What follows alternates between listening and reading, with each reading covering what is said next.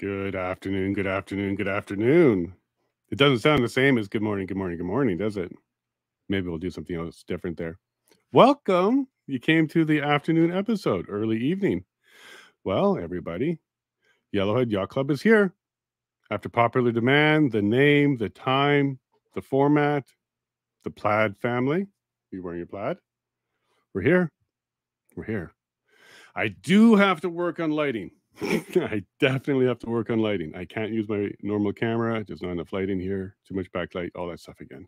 But you guys are worth it. I'm going to find a way to make this work because the stories matter, the guests matter, and I'm going to bring them to you. Now, are you on Twitter? Did you follow the Twitter today? It's been pretty exciting. After all that kerfuffle with Andrew Lawton, going back and forth, then he threw up his towel and quit. And then I said, hey, maybe that's why he's not letting me to be part of the independent press gallery. I got approved today. I got an email at 9:03 a.m. They were on the ball Monday morning. I'm not saying the weekend had anything to do with that, but 9:03 this morning, I got the approval. I now have the accreditation. So thank you, Andrew. So I issued a correction. My correction was Andrew maybe did not impede my application because here it is. But everything else I criticize Andrew about is completely correct. His standing behind the lie of the WEF towards Maxime Bernier is annoying, and I'd like to hear from him. And Pierre, I've reached out to your staff. I reached out to your party. I reached out to your media address. I reached out to even your media person. Didn't hear back from you yet. And Pierre, I'm accredited now. So can we talk? I would love to talk to you. I really would. I think you can clear this up. I think we can put this behind us. We just need you to tell us the truth and take the time to do so. So if you can find some time, I'll make the time on my end. All right?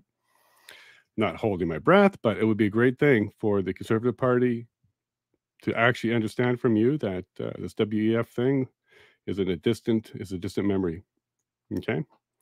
Now, I'm trying to get through my normal intro, but I'm too excited. I got Rob here. He's already here. He came early, checked the mic, set everything up. We're good to go. And you know what? We're going to get a good history lesson about guns, all the way from the beginning, basically. And we're going to go through gun regulation, gun control, gun laws, gun as trade, gun as a commodity, gun as a protection. How did it change over the years, and how do we get to where we are now? I think we're going to have a really good episode today. So on that, I'm going to bring Rob in, and we're going to get started because I have a feeling we're going to be action-packed today. So with that, Rob, welcome to the show, and thank you very much for joining us. Glad to be here. Thank you. Thank you. And look, you were on Zach's show as well, and I had Zach on my show, and there's a bit of a group getting together that are sharing contacts and sharing stories. So I really appreciate you taking the time to come onto my little podcast here. Yeah, I loved the intro with all the oil derricks and stuff. It was great, man. It's reminds me of the Alberta that I moved to back in the 80s type of thing. So it's beautiful. Well, this is as grassroots as it gets. I'm in a trailer. This wood, we cut it in my sawmill, chopped down the tree. Like, I'm not even joking. Like, this is homesteading. This is probably home media now, like a new definition of home journalism, because we really, really are grassroots right now. But it's working. So we're getting out there. We're getting the message out there. We're having wonderful interviews. We're having really in-depth conversation. And I am really impressed at how many people are willing to talk like yourself. So I'm going to let you introduce yourself, but I do want to say thank you very much for being here. You are one of the driving forces behind the Conservative Party, the current iteration of it, iterations before. And you've been around, one of the youngest MPs, 18 years, I believe you were as an MP out of Alberta. So with all that said, my crowd is kind of used to hearing PPC, but today we're going to be hearing CPC. So Rob, go ahead and let us know what your history is, and let's go on and get into it. Well, yeah, I mean, we got literature at the door when I was 16 years old from the Reform Party, and I liked the fact that they were pro-capital punishment and anti-taxes and pro-military and all the rest of that stuff. And my parents didn't see fit to vote for them in that first election. I wish I could have, but then when the by-election came along with Stan Waters in the Senate election, they probably voted for Stan Waters, and then obviously Deb Gray, etc. You know, and by the next election, Alberta switched, and they cast aside the Conservatives and went for the Reform Party, and then I ran in a subsequent election. I didn't get elected with the first Reformers, but I came along in the second go round when we were already battling with the Bloc for official opposition, 52, 54 seats in the House, and I replaced Stephen Harper in Calgary West. Okay. And then along came Stockwell Day as leader of the Alliance, and then Stephen Harper later as the Conservative Party, and 18 and a half years. So I served on every committee in the House of Commons. I mean, I chaired Veterans Affairs, but I've served on every single committee there is, including the joint committees with the Senate and stuff. So I've seen a lot of it. That's for sure. Well, I see you're wearing plaid today too, so thank you. Yeah, well, I read the intro. I'm like, I'm plaiding up. Absolutely, I love my plaid shirts. There we go. And Prairie saying good evening to you as well. And we got Connie from Facebook saying, hey, Jason. We got Ellen, who was here bright and early for an afternoon. Normally we do a morning show, but we moved it to the afternoon now. So it's great to see them all make it as well. And of course, Zach is here, the Schmidt podcast, saying, here, friends. And of course, we got, who else we got here? Prairie and Ellen. They love it here. So thank you very much for wearing plaid. We did notice that. So welcome to the plaid family. Okay, so under Harper and Stockwell Day, and is there any Conservative person you didn't work for? Like, did you work under? Well, I didn't go back as far as Robert Thompson and Social Credit. That, to my regret. I'm a good bunch of guys, prairie populists, all that type of stuff. But I mean, it's for my age, I go back a ways. But to go back earlier than that, like I know colleagues who work with Diefenbaker, but I unfortunately don't qualify. So yeah. Okay, but now it's a different time, even from when you were in. So let's go ahead and talk about when you kind of left politics and got into your second phase here. Mm-hmm. And then what do you think is going on with the current party? And then let's jump into C21, if you don't mind. Yeah. Well, I'll tell you what, I mean, the way that I exited politics was not of my own volition. I've run in 10 nominations. I won 8 of them, first 8. And by the end of it, I mean, they had Liberals, NDPers, Communist Party, Marxist, Leninists, whatever, that were signing up to take me out. And the party was just turning a blind eye toward it all. And I think actually some of the people were actually hopeful that it would succeed. And the pivot point, the end of my career, was when I opposed men using women's bathrooms, the bathroom bill brought forward by Randall Garrison with the NDP. And we had people inside the party who wanted to see that go through. And they didn't like the fact that I was fighting that, and that I was recruiting socially conservative organizations like Focus on the Family and you name it, Sure. To go ahead and oppose that. And so that was the end of it. They basically said, read me the Riot Act and said, if you carry on with this type of thing, you're done. So Campaign Life Coalition and all these groups got involved, and that was spelled the end of me. So within the party itself, they said no to this. Was this a party platform item, or is it just something that came up and the party made a decision that they're going to be? Oh no, the membership of the party was overwhelmingly opposed, right, to this transgender garbage. But you had people that were the chiefs of staff in the Prime Minister's office, including the Prime Minister himself, who literally sat me down and said, "Isn't your first controversy? We want you to cease and desist." And I was like, well, I'll keep on plugging with this because it's what my constituents want, et cetera, blah, blah, blah. And they made sure that I lost the next nomination, next 2. The party whip get involved, and then I guess financially they got involved and just kind of ended you? Well, there's the purple mafia, right? So you have people that were in favor of this whole transgender stuff. The people who fund the big blue tent at the party conventions and cheered removal of traditional marriage at the party convention in Vancouver and all that stuff. There's that agenda is not just inside the Liberals and the NDP. That's alive inside the Conservative Party as well. And, they calculate to make sure they have enough votes to get their agenda through to second reading and third reading and allow the broad swath of people across the country to think, oh, the Conservative Party is still looking out for us, because a lot of MPs vote opposed to that agenda. But they make sure they calculate it's just enough votes to let it go to second and third reading and stuff. And so that element is a tail that wags the dog inside the party. That's a problem. So where did that come from? It didn't come from traditional conservative base or anything. No. Where did that come from? No. Well, let's face it, that agenda's been going on for a long time, you know. So you can look to the letters, for example. I think it's Michael Swift who wrote a manifesto for that stuff. It was read into the congressional record back in the 1980s. You can Oh, look wow. that stuff up. Okay. And they talk about what they want to do in terms of marching through the institutions, as Lenin would say. And that includes politics and the churches and the post-secondary institutions and whatnot. And I mean, it's amazing to think of how far that stuff has gone. Hmm.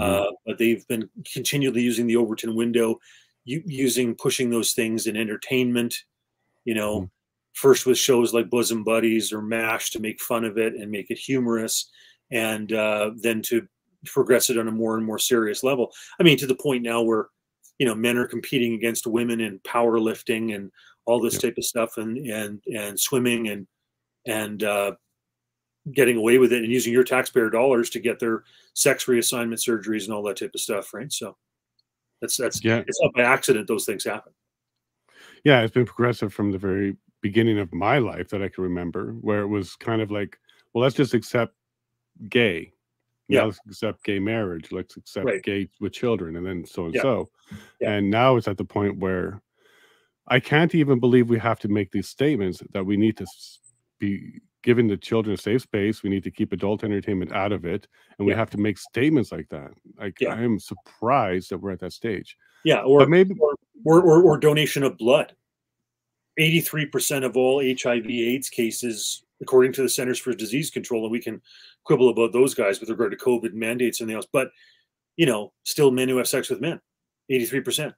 And yet, you've had takeovers of psychological associations, medical associations, etc., mhm. saying, "Oh, it's okay to take blood from these guys," despite the fact that they're 83% of all HIV/AIDS cases. Yeah, This and the same organization just kept going with COVID and other stuff, just changing the facts a little bit and yeah, pushing the narrative the entire time. yeah. And so, do you think there's a bit of a mandate to confuse all of us? Oh yeah, for sure. Well, I mean, this whole gender confusion, like when you got groomers going in, people who are convicted of pedophilia, Hmm. and these are people who couldn't go into a school. Okay, if they volunteered to go into a school, background checks that they have to do would prevent them from going to a school.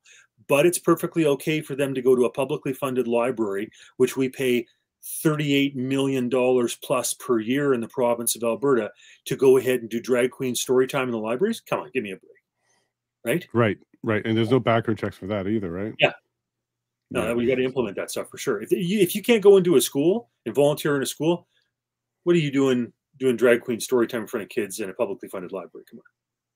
Now, I can understand the performer and the role they play in all of this and why they're there.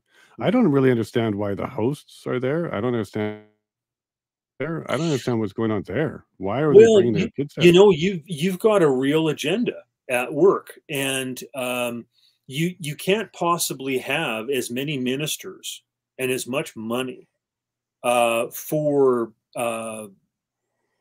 gender blocking, hormone blockers, or all this type of stuff without it reaching the very highest levels in terms of the premier's office or the prime minister's office Mhm, mhm. to advance these causes. I mean, you talk about the $1 billion they want to, give to the We charity type of thing with all the weirdo, perverted stuff they do on the stages. I mean, come on. I mean, obviously Trudeau and Seamus O'Regan and a bunch of these characters are all solidly lockstep behind this stuff. Mhm. Jason Kenney's gone now, but you can't get to the point where you have tens of millions of taxpayer dollars funding this stuff and drag queen story times in publicly funded libraries, or the Sexual Institute for Minority Studies getting the money it does to promote rainbow hockey sticks. That doesn't happen without it being at the highest levels in, like, say, the premier's office or the prime minister's office advancing this stuff. Well, we just changed well, kind of changed ours, so we gave ours another term. Is she going to do anything, or is she just part of the same machine because on June 3rd, she decided to show her pride? Yeah, I get that. I would love if Danielle Smith, having just been reawarded her spurs, governed like a Republican from Wyoming. I'd love it. minimalist government, pro-gun, pro-God. You know, I would love it. But Danielle, you know, like, let's look at the election. Yep. There were ministers who were the Sky Palace hypocrites. They were all, you know, drinking Jameson's whiskey with Jason Kenney up in the Sky Palace there, that she should have just turfed. I mean, she was given the mandate to get rid of those cats, and she didn't. So the electorate did it for her. You know, the electorate said, okay, you're not going to get rid of these guys. We're not going to rehire them. And so Shandro's gone, Copping's gone. Jason Nixon survived because he was in Rocky Mountain House, which is a great neck of the woods that had the longest running SOCRED in Alberta history. Alf Hook up there formed the Alberta treasury branches up there in 38 to counteract the central banks and stuff. So he survived, but his brother paid the price in Calgary Klein, Jeremy Nixon. So the public was tired of that stuff, and they did a wipeout of all the rest of these cats. I would love for her to wake up and smell the coffee and think about what Ed and Martha and Rimbey, Alberta, you know, think about drag queen story time and all this stuff. But I think she is risk averse when it comes to that stuff.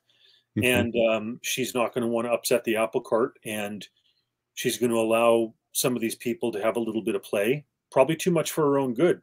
By whatever rope she gives these people, she could wind up hanging herself. Yeah, I was saying the same thing. And they're not going to love her for it. Like the people who are calling for her head to remove her as premier during the election, like Jeremy Nixon, like Ken Bosenkohl, like Lee Richardson, they all want a red, right? So they want to put in somebody who's even more progressive than she is. And by appeasing this stuff, like the base is rural Southern Alberta, right? The base is rural Alberta.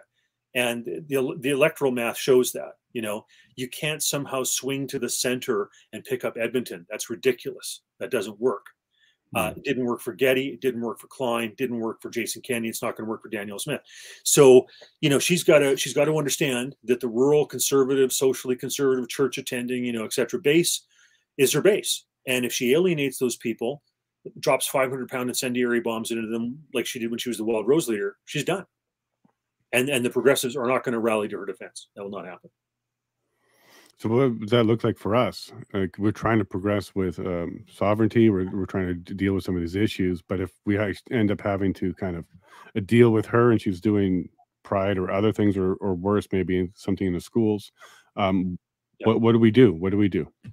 Well, that's where you got to use your own, you know, background and your phone calls and your program and others like you and the Alberta Prosperity Project and Take Back Alberta, or whatever else there is out there, including the socially conservative groups like Parents for Choice and Education, you name it, and put pressure.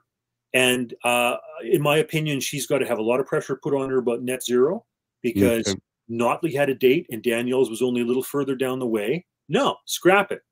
Alberta's not buying into it. We're not playing that game anymore. We're pro coal, we're pro oil, we're pro gas, we're pro pipeline. None of this BS about net zero. Just quit it. Don't play the World Economic Forum game. Let's check out of that. You know, as well, 15-minute cities. None of that. None of this. You know, if you want more than 4 chickens type of thing, I got to get the approval of my neighbor and take a course and, you know, blah blah blah blah. No, forget that stuff. We're not eating crickets. As well, digital currency. You know, you got the Bank of Canada that's floating these ideas, saying, "Hey, what do you think about this?" You know, type of thing. No. So we have to stand strong in all that, and we got to put pressure on her, and you know, put pressure on the thumb screws and stuff like that to make sure. And she's more susceptible now. Her caucus, her cabinet is 2/3 rural.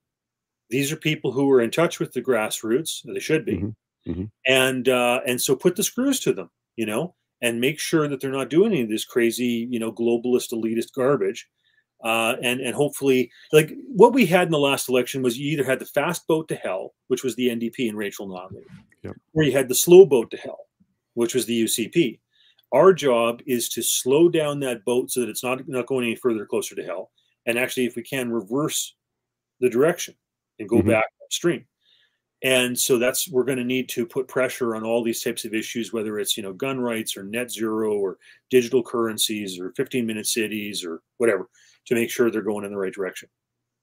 So independence and maybe separation might be something that needs to be pushed hard. So she at least has that to take to Ottawa. And if she doesn't come back with results from Ottawa, we have a second choice. Right. Well, so my attitude to that is this. obviously we deserve as Albertans everything that Quebec's got, right? Yes. They have their own pension, they have their own EI, they have their own tax collection, they have their own police force. Okay, so start with that. Agreed. And she's had opportunity, and so did Jason Kenney, and they did a lot of nice talky and words about it and stuff like that. Pull out of some of these contracts, push the button, pull the trigger, do the stuff already, get her done. And then when we come to issues like pipelines, like we fought hard to get mineral rights. And then the federal government came in and basically said, oh, yeah, we're going to use the back door of environmental rights to shut this stuff down. We either get control over the environmental rights so that we can put a pipeline down to Montana or up to Churchill or whatever. Yeah. And if they have problems with that, then it's time to rethink the whole deal. Right? We want everything that Quebec's got. And if you're going to put kiboshes, if you're going to put BS regulations in our way to get our oil up to Churchill so that we can sell it to the Germans who desperately need it because the Russians, you know, the Nord Stream thing, the Russia-Ukraine war has killed that opportunity type of thing. They luckily had a warm winter last winter to help out our allies, you know, and people who are fighting against, you know, some of this irredentist stuff by Putin, etc. You know, let's get these pipelines going. And if the federal government has issues with that, well, then we got to rethink our relationship with the federal government. And this is what John is saying here. The time has come for a sovereign Alberta. And I agree. We need to be sovereign. We need to at least get what Quebec has and maybe a couple more concessions. Absolutely. Yeah. Now, is Quebec ready to fight again, or are they going to just sit on their concessions for a bit? Well, so here, like, for example, if we're pushing for all the things that Quebec has, police, pensions, EI, you know, etc., they're for years. I remember Bloc MPs said to me in Ottawa, as an Alberta conservative, they're like, why do you guys allow these things to happen? You know, blah, blah, blah. I remember when Martin was trying to increase the CPP contribution rate from 5.5% up to 9.9%. And we had Ontario under Mike Harris, and we had Quebec saying, not signing on, not going down with that deal. All we needed was Alberta. And I, as a Reform MP, along with Diana Blonsky, Human Resources Development Committee, we went to Ralph Klein and we said, please, like, for the love of God, don't go along with this. Alberta would be better to have our own pension system, right, than what we're doing with Ottawa. We have a lower unemployment rate. We have a younger demographic. We can put in less money and have better benefits. Like, why are we doing this? We're literally transferring billions of dollars every year to subsidize everybody else's pensions across the country. Same goes for EI. By the hundreds of millions, we're subsidizing every year everybody else's EI takeouts. Okay, so those two alone, we'd save billions of dollars. And Klein went along with it. He was okay with what Martin was doing. I think it was some personal animosity he had with him and Preston Manning. I don't know, whatever. That was too bad. That was unfortunate. But so we should have done this stuff decades ago. And it's well past time that we do it now. So make it happen, get her done. And then, like I said, when it comes to environment regulations, when it comes to courts, do I trust Trudeau to be appointing the federal judges in Alberta? Why? Why do I trust him to appoint the judges in Alberta? I don't, right? I mean, we've had some bad premiers. I'm not sure I would trust Alison Redford or Rachel Notley much more to appoint judges for the province of Alberta than Justin Trudeau.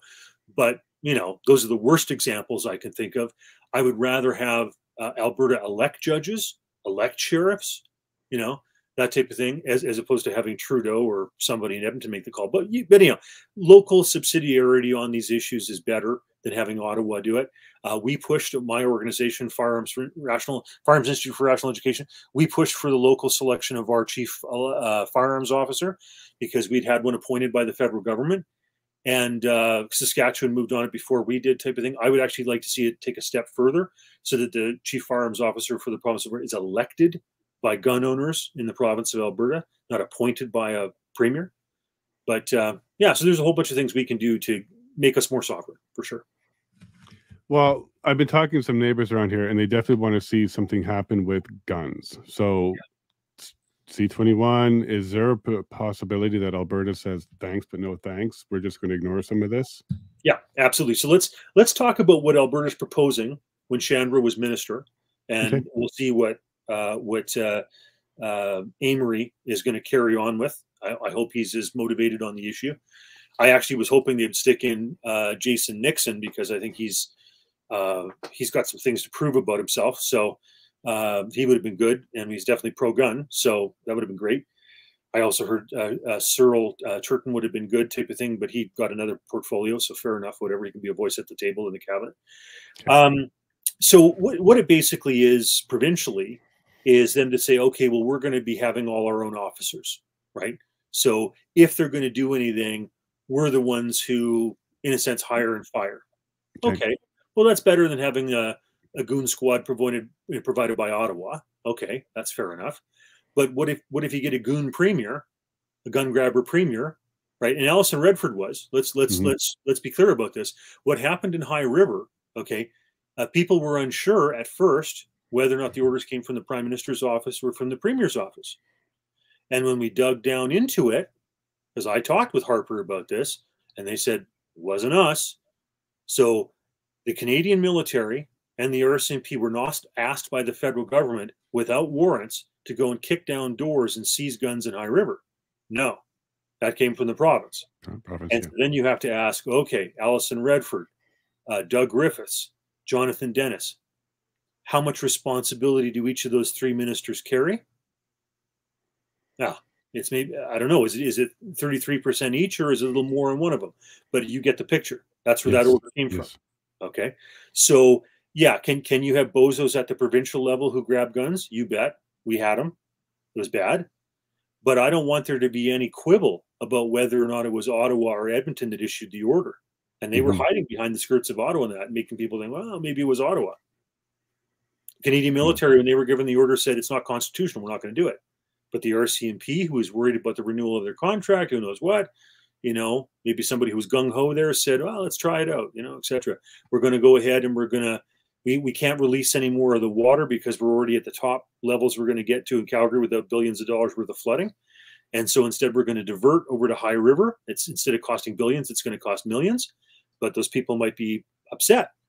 Right. And so they went ahead and they did that. And they should have released the water earlier so they didn't build up a reservoir for the summer. Because when that water came, it kept on coming, and they hadn't released enough early enough. So anyhow, but so what we need to also do, in my opinion, is have what I call a provincial reserve, a territorial reserve. So, if you go down and can participate in a Schützenfest, and anybody who's Swiss or German or Austrian, they understand this type of stuff. They have these annual competitions type of thing. And as long as somebody goes down and plinks away at a target in the distance for both handgun, short revolver type of thing, or longer distance, then they get a certificate, and they're part of the provincial reserve. And if some federal gun grabber comes along and says, we want your guns, or you have to turn them into Canada Post, which was one of their ideas. The Canada Post said, yeah, we don't want people going, quote, postal in the offices, handing in their guns. We don't want that. Good for them. So when that happens, you say, I'm sorry, I've got this certificate that indicates I'm part of the provincial reserve, and you don't have jurisdiction. And that stuff goes back to 1755, where you've had provinces or colonial governments that have had their own reserve forces type of thing, right? So that's a way. And if the feds want to challenge it and take it to the courts, they can, and we can tie it up for years, and by that point, we have our own Alberta Revenue Agency. And if they want to do something, we're like, well, we're not funding it. So, it's not, I was going to say, it's not really fair. Quebec has a police station. Ontario has a police force. New Brunswick, I believe, has one as well. And China has police forces in Canada. Why not Alberta? Yeah, right. If China can have it, why can't Alberta have it? Yeah, it's a great point. Yeah, no kidding. We'll be fifth that has it, but okay, we'll get it done. And historically, the federal government during the First World War in 1916, war started 14, 2 years in, they're like, okay, we're kind of strapped.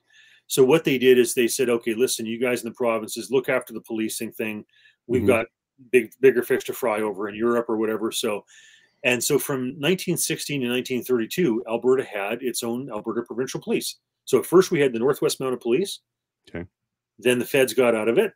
So then from 1916 to 1932, we had the Alberta Provincial Police. Went through a couple hiccups at first, right? Because you got to get used to it, et cetera, whatever. But it wound up actually being a more effective force. We became known as a province. It was the last place in Canada you wanted to commit a crime, because the best chances of you getting convicted were in Alberta. Okay. So then when the Depression came along and the provinces were running short on dough, the federal government stepped in again, bit of a make work project, took back on that stuff, and along came the Royal Canadian Mounted Police to replace what used to be the Northwest Mounted Police. So we have a track record for it, as does Manitoba, as does British Columbia, you know, etc., as does Saskatchewan, right? We all have a track record of having our own provincial police forces.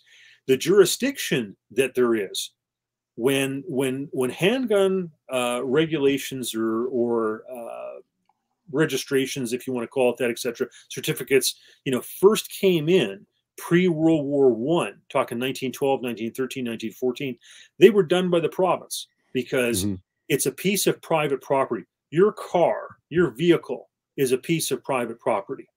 The registration, the licensing with regard to your vehicle, you driving your vehicle, is provincial. The same thing applies to guns, okay? Guns and cars are covered in the same part of the Constitution. And so as a result, when those licenses were first issued, and you can quibble about whether or not they were needed or not, but when they were first issued, they were issued by the provinces at that time.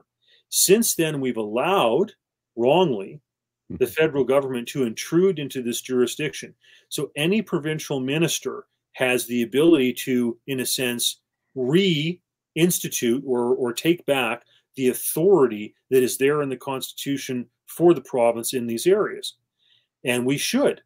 And, you know, whether it's the funding mechanism for having our own Alberta Revenue Service so that we decide where the monies are going, or B, because of the constitutional stuff.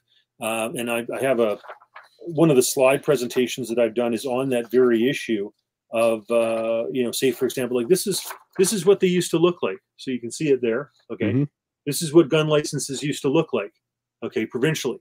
And so that jurisdiction is there, and we need to re-seize that so that we don't have these gun grabbers in Ottawa thinking they can do whatever they want. So what would be the order of operations, do you think? Do we take back our guns? We take back our police? Which one comes first? We do something else first? First one's money. First one's money. Because once you have your Alberta Revenue Agency, that determines everything else. Because the money obviously drives the pensions, drives the EI, drives the police, you know, all that type of stuff. You have to pay these people, etc., set up the organizations. So the first thing is you have to collect your own taxes, right? Get out of the idea that Ottawa does it or that Winnipeg does it on behalf of Ottawa. Do it provincially. You know, we were already doing it with regard to some of the corporate taxes. Extend it to everything else. Collect all our taxes here, and then determine what you want to pay for in terms of federal services. And where does healthcare fit in this plan? Well, that's a fascinating thing. Okay, so healthcare, Alberta Health Services. Over 3,132 managers. Unknown deaths. Oh, sorry, I thought you would say the unknown deaths because I was pretty close to that number too. So you got thousands of these managers making on average $250,000 a year. Okay, doctors who know this far better than I will tell you that you can fire 2,000 of them, 2/3 of them, and it's not going to affect frontline services at all. Now, what the NDP did was they loaded up on all these managers, these bureaucrats, and they hired a lot of lawyers. So now they've got a bunch of lawyers that are going around hired by Alberta Health Services. So under the NDP, when they first came in, it was $9 billion a year. Now it's $20 billion a year, more than doubled. And they hired on a bunch of lawyers, and they're putting thumb screws to nurses and physicians and surgeons that if you dare prescribe ivermectin, Dr. Nagase, et cetera, okay, we're going to pull your license. We're going to threaten you. Dr. Davidson resigned. He was in charge of the hospital in Red Deer in central Alberta. And because he learned the protocols down in Texas to deal with people with vitamin C and ivermectin, et cetera, they were threatening to remove his license. So he decided to quit. Right. Okay. We need to fix that situation. And I'm hoping that Daniel putting Adriana LaGrange in, she understands it and she's going to go to work on fixing that. But we need to fire a whole bunch of those AHS bureaucrats. We need to redo the public health system. I frankly think you need a lot more privatization. I'll tell you a story. I remember I was campaigning for Randall Garrison, or not Randall Sorry, Randall Powarchuk, not Garrison. Garrison's the NDP guy who brought in the men can use women's bathrooms thing in a Squamalt sandwich. So I was campaigning for the conservative guy, Randall Powarchuk. And his son said something to me, which at the time sounded controversial. I was kind of a little taken aback. And he said, you know what we need to do with regard to education? We need to blow up public education. What does he mean by that? And we started talking about it. And he said, we need to get rid of the idea that this stuff is a cookie cutter controlled by a central government with regard to what it does. Because if you look at when Canada was first created back in 1867, there was no public education. It didn't exist, right? It was done by private entrepreneurs, and it was done by churches. That's who did that's who did education. And so, you know, what we saw with this COVID stuff and all this crazy sex perversion, transgender stuff going on in the schools is parents now had the ability to see what was going on. And more parents, I sat in on some of these gatherings for the Alberta Homeschool Education Association stuff. More and more parents are thinking about pulling the kids out of public education. And I think he had a point. You blow up public education. You say, well, why does the province have ultimate, you know, say and nitpicky thing with regard? So what you could do instead is vouchers. You know, everybody gets a voucher, and it's the same. Whether or not you want to send your kids to a public school or a private school or a separate school or a Catholic school or a religious school or whatever, it's the same. And that way you're not discriminating against these homeschoolers, et cetera, who get less for textbooks and various things. So I would say on healthcare, you got to, same type of thing. You got to open it up. Sweden, France, all these countries that are thought of as these big socialist cradle to grave, you know, whatever, they're opening it up. They realize you can't possibly have this cookie cutter approach where the government handles everything. I mean, you got the NDP in this country pushing for, you know, kids to have their dental services looked after by the federal government. Britain suffered with the National Health Service looking after their teeth. Rather than fix them, they pull them because it's cheaper, right? Yeah. I don't want the federal government controlling what happens with my mouth. Okay. So you gotta open the stuff up to allow for more privatization, more private clinics, more private MRIs and CAT scans and everything else. We got a scenario in this country where rich people, okay, they do have different healthcare. What do? They go to the United States. Yep. They go to clinics in the United States. There is nothing moral or ethical about taking an elderly person and encouraging or forcing them, compelling them to go travel thousands of kilometers to go to get private health care in the United States, which they could get here and stay closer to home with their family. But instead, it's more ethical because you don't want to have competition, that they have to go down to Arizona or Texas or California. Whatever. Come on. And it's also where our doctors are going too. We can't really compete with that market. Like the privatization down there, all our doctors are headed there. All the good ones, at least. You know, I have friends of mine that I studied with in university who were wanting to become medical doctors. And they said to me, you have to be an ultimate Canadian patriot nationalist. That's right. Or have some sort of deep family connection tie to stay here.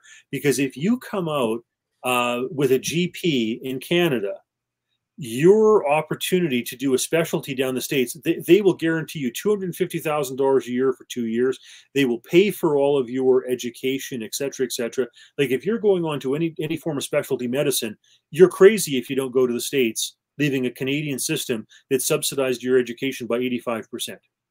Right? So like you're not any better off for this, because those doctors are going to leave to go to other jurisdictions that have lower taxes, better diagnostic tools, better pay. You know, we're not winning by this scenario. We're not. Not at all. We're replacing the doctors here with immigration, which helps, but it doesn't solve all the problems. And we're having a brain drain of our talent going to the South, and then we're having our dollars going to the South. That could all be spent here. It doesn't make a ton of sense at all when you really. No, even BC, socialist NDP BC, is recognizing that they're going to start paying for services in the States because their socialized system in BC can't carry the capacity. So instead, patients are going across the border to the United. I mean, they're recognizing what's already a fact. You know, British Columbians are just going across the border for the services, and finally the BC government's going, oh, okay, I guess we'll pay for some of that. And in addition to that, the innovation in the medical field is being hurt in Canada. In the States, there's a lot of incentives to innovate and grow, Absolutely. and better drugs and better Yeah. techniques and better everything. Yeah. And it takes a while for that to move from a private system to a public system to Canada. Yeah. So we're really not helping ourselves when it comes to innovation, the cost, and the brain talent of Canada. Yeah. We're And, losing it all. I want people to think about this. When Rachel Notley took over in Alberta, it was $9 billion a year. Now it's over $20 billion a year. And I want you to ask yourself, do you have twice as good a healthcare system from No, that time? You don't. no. So don't kid yourself. You're paying through the nose. It's the most expensive service paid for. And if you allow for privatization, you're going to get better stuff because, No, yeah, you're not wrong. Now, yeah. one of the services I've noticed recently, or maybe it's been happening a lot, but I noticed it recently, they're cutting back on mental health services. So the help that you actually do need when you go and reach for it and try and get it, it's being limited down to, it used to be as much as you needed. Now it's 6 visits. So I hope you can get better in 6 visits, else you have to find another way to do it. So Ernest Manning. where's this 20 billion going? Because we're Yeah. certainly not getting Well, more and services. lawyers. That I'll tell you right now, you're paying a whole bunch of money to lawyers to go ahead, put thumb screws to nurses and surgeons and physicians to go ahead and try to deal with COVID in their own way. Mhm. Ernest Manning, God bless him, wrote some great stuff back when healthcare, Tommy Douglas's idea, was first being implemented nationally in 1966. Alberta used to have medical services insurance.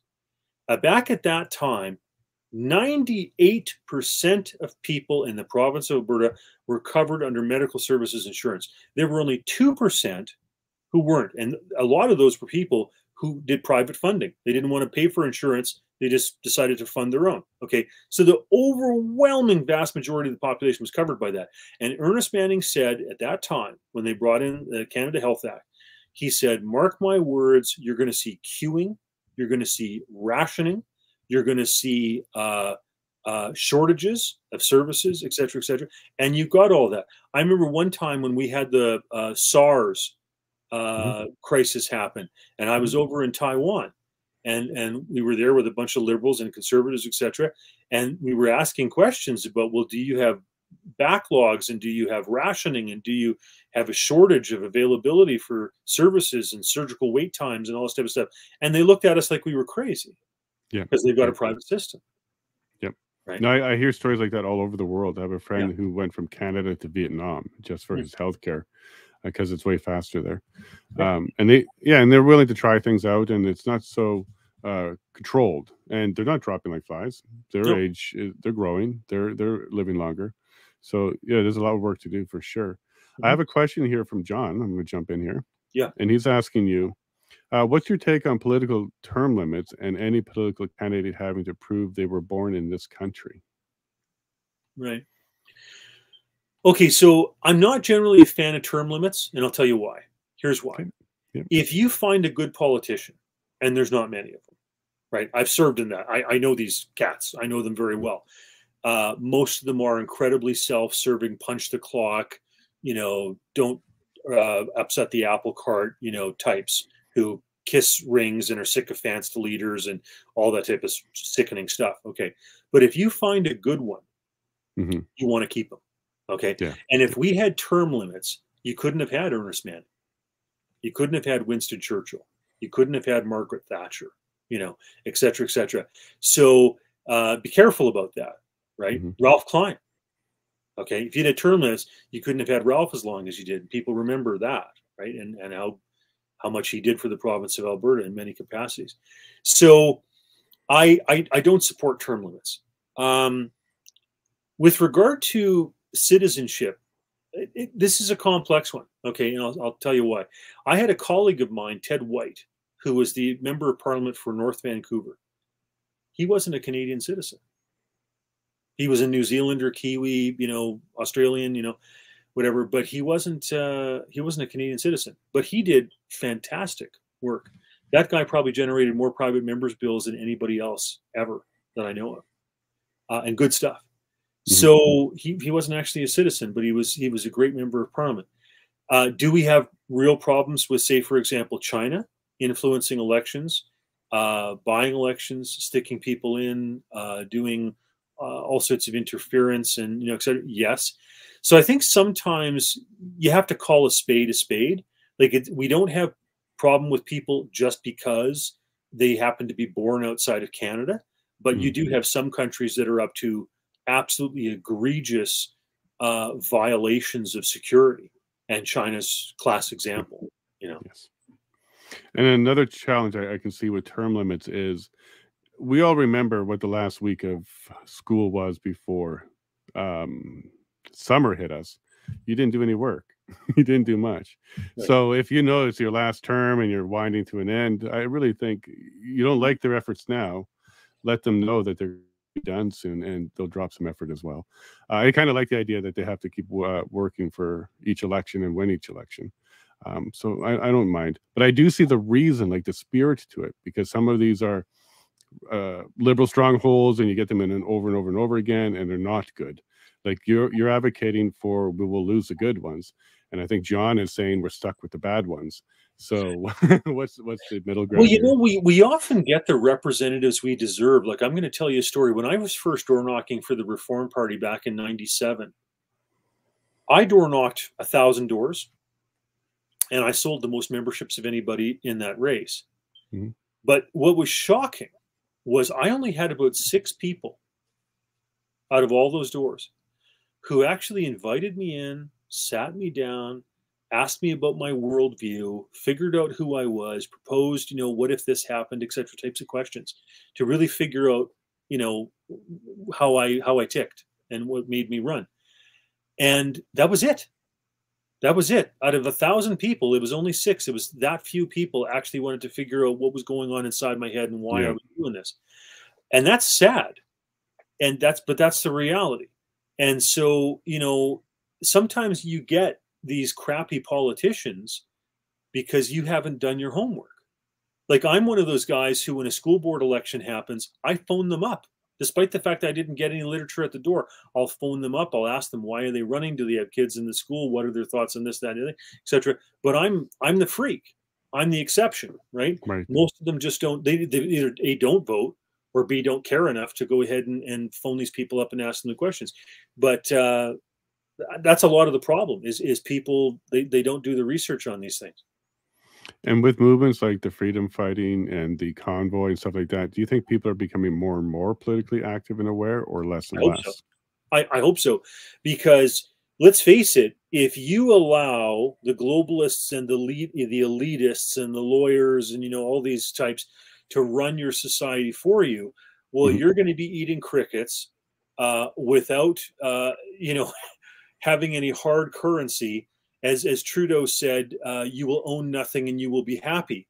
Well, that you will own nothing, yeah, but you won't be happy. So you better get off your duff, and you better get involved, and you better go and attend some town halls and set them up and ask some questions and get going door to door with petitions, and make sure that you're recruiting people that are pro-freedom, anti-mask, anti-lockdown, all that type of stuff, because your freedom depends on it. But these people I was watching at all those big 10,000 person rallies we had in Calgary type of thing, and I applaud the people that did it with me. And we have to keep up those types of things, because Danielle, left to her own devices, she's actually said she thinks, well, we kind of have to go the way of a digital currency, and I support net zero, but it's a later date than Rachel Notley, and so we got to put pressure against her to make sure she doesn't go down those paths. Well, I'm glad you went back to her, because there's a couple items I want to bring up about her. So when she was campaigning, WEF was one of the things she kind of laughed at, scoffed at, said there's no place for them in Alberta. However, prior, Alberta Health Services is proud to announce that they work with the WEF. They caught the eye of the WEF, as they're saying here. So people-centered focus and groundbreaking holistic system approach of Alberta Health Services have caught the eye of the World Economic Forum, which has invited Alberta Health Services to join its global coalition for value in healthcare to play a role in shaping the future healthcare on the international stage. Okay, so this is the pilot program for the healthcare system from the WEF. Ontario's working on the digital ID pilot program. I believe PEI is also working on one. WTF, why is WEF still around with Danielle? Yeah, great question. I picked up a book not that long ago, within the last couple of weeks, which shockingly, scarily laid out this 2030 agenda BS. And this book was published back in 2006. So you Hmm. recognize some of these sick bastards have been working on this depopulation. We got too many people on the planet. People need to switch to crickets. No more of this fossil fuel stuff. They've been working on this for decades. Hmm. And now they're 1940s at least, but yeah, they've been pushing this stuff for a while. mm, And the I mean, I sense that what happens with this is, the politicians, I know a lot of these cats, they're like, oh, how would you like a subsidized or a free trip or whatever off to Switzerland to hang with the yeah. mucky mucks and rub shoulders and, go to Gstaad and ski and, blah, blah, blah. And they're like, oh, that sounds nice. And they go out there and then they're subjected to a bunch of this brainwashing about how, oil's bad, fuel bad, carbon bad, coal bad, environmentalism, yum, yum, yum, hug a tree, whatever, the brainwashing that goes on out there. And then the ones who I'm sure nod and lap it up, oh yeah, that's great, great. Then they go, okay, well, that's the one we have to advance and promote and give them a little more of this and that, and whatever. And so I get the agenda. Like, I understand what's going on. You have to quit, go into these freebies in Switzerland because it ain't doing anybody any good unless you're a seriously twisted person who believes that the Earth should lose about 5 to 6 billion people. Right. We saw a video just the other day. He says, get it down to 1 billion, maybe 2. Yeah, like, we're not making this up. Like, these guys are in print and on video and audio talking about how they want to literally eviscerate the population of the Earth. Like, this is not conspiracy theory stuff. I mean, these guys actually believe it, and they publish books on this stuff. Yeah, it's frustrating when people call it a conspiracy theory, but yeah, Amazon sells it, so yeah, it's a good book. If you want to read it and see what they're up to, read it, dude. They're telling us this stuff's for real, folks. Yeah. And these people are happily going, down that road and promoting this agenda. And so you have to have politicians stop going to listen to this crap and supporting it and saying, oh, well, we can work with no, not unless you want to kill off 80% of the world's population. You don't. So stop heeding this stuff. And stop partnering with it and getting into bed with it and all the rest of this stuff. And like I said, AHS is a real problem. And I hope that Lagrange comes to this with the understanding that probably 2/3 of that staff that the NDP assembled, this Trojan horse full of a bunch of lawyers, progressive lawyers pushing this agenda, need to be fired and gotten rid of. Yeah, and I think Alberta was selected or caught the eye of, like they say in the article, because we have an older conservative generation, and if they can make it work here, they can make it work anywhere then. Right. Because conservatives will need healthcare. So if they could find a way to make a conservative base fall in line on healthcare, they can put this anywhere in the world. Right. So that's why we caught the eye. Not because of anything innovative we were doing. It's just simply because we're a strong conservative older base, and that's what they're after. Yeah. Zach actually asked a good question. Now, you were with Harper in 2008. Were you still? I was still MP. Yes, sir. Yep. Yeah. Okay. So you're familiar with maybe Maxime as Minister of Foreign Affairs at the time? Yes. Yeah. Okay. Well, he got sent over to WEF, Davos, to meet with some other foreign ministers about Afghanistan, I believe it was. And now Maxime is under attack by Pierre and his entire party for that particular meeting. What is your take on that? Because for some reason, this is an issue again. Well, okay. So first off, I want to say I never attended any World Economic Forum crap. Okay. And let's clarify that right now. Yeah, right off the bat. I never got any freebie trips to Switzerland, folks. Didn't happen. Okay. Yeah, and to clarify, neither have I. Andrew Layton was, but correct. I was the bad boy in caucus. Okay, I didn't get invited to those shows. They don't like guys like us. Yeah, they don't. They really don't. I'm not the globalist tax hiking, elitist type. I'm not that guy. So I never got invited to those gigs. But anyhow, that being said, I feel sorry for the poor bastards that went to that stuff thinking, oh, I'm going to go and get a ski trip, blah, blah, blah, blah, blah. And then they got fed this, propaganda and stuff. And then Michelle Rempel, for example, was trying to justify going, oh, it wasn't that bad. So there's that. Yeah. I would say, like, I like where Max has been on COVID and lockdowns and mandates and freedom. And I mean, Quebec had some of the worst curfews going in the country. Mhm. I did polling on these issues. Best place in the whole Canada was Taber, Alberta. 82% of people in Taber, Alberta thought that the truckers were heroes. God bless Yes. Taber. Yes. The worst place in all of Canada that I polled was the federal bureaucrats just north of Ottawa in like Hull, Elmer, Quebec, etc., where all the federal bureaucrats live. Right. 2/3 of those people thought that bank accounts should be seized by anybody who donated to the truckers, etc., and that Trudeau seizing the bank accounts was the best thing since sliced bread. So that just shows you the spread. Yes. Okay. Rural southern Alberta, Taber versus Hull, Elmer, Quebec, where all the federal bureaucrats live. Okay. Now you know. That's where there's evil and the good people. Okay. All right. We got that figured out. All right. So, you know, I wasn't, you know, if Max was sitting here right here today, I wasn't crazy about what he did at the Vancouver Convention when he was up cheering with Michelle Rempel and all those people to remove traditional marriage from the party platform and march in the pride parades. I'm not down with that hoo-ha. I'm glad to see that Max has changed his tune. I hope it's a permanent conversion, Max. But and I think what Pierre and Max are doing here is a bit of a spitting contest over who's more compromised by the WEF, I think. And listen, I hope what happens, whether it's Michelle Rempel or Max Bernier or Pierre Poilievre or fill in the blank, whoever else, is that they say, you know what, I may have been invited to a WEF thing in the past. I regret it. And we shouldn't be involved with these people. And they're advocating for the death of 80% of the human population on Earth.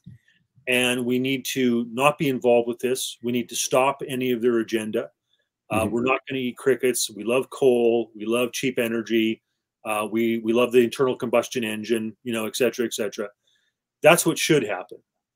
They should disown this World Economic Forum and Klaus Schwab and all these people and say we're not part of that hoo-ha. That's what should happen. Well, Max was on my show, and that's what he did. And I invited Pierre to come on. He hasn't come on yet. I agree completely. I'd like to see all conservatives and, frankly, all Canadians off the website, disassociate, and publicly come out and say, I'm against it. Yeah.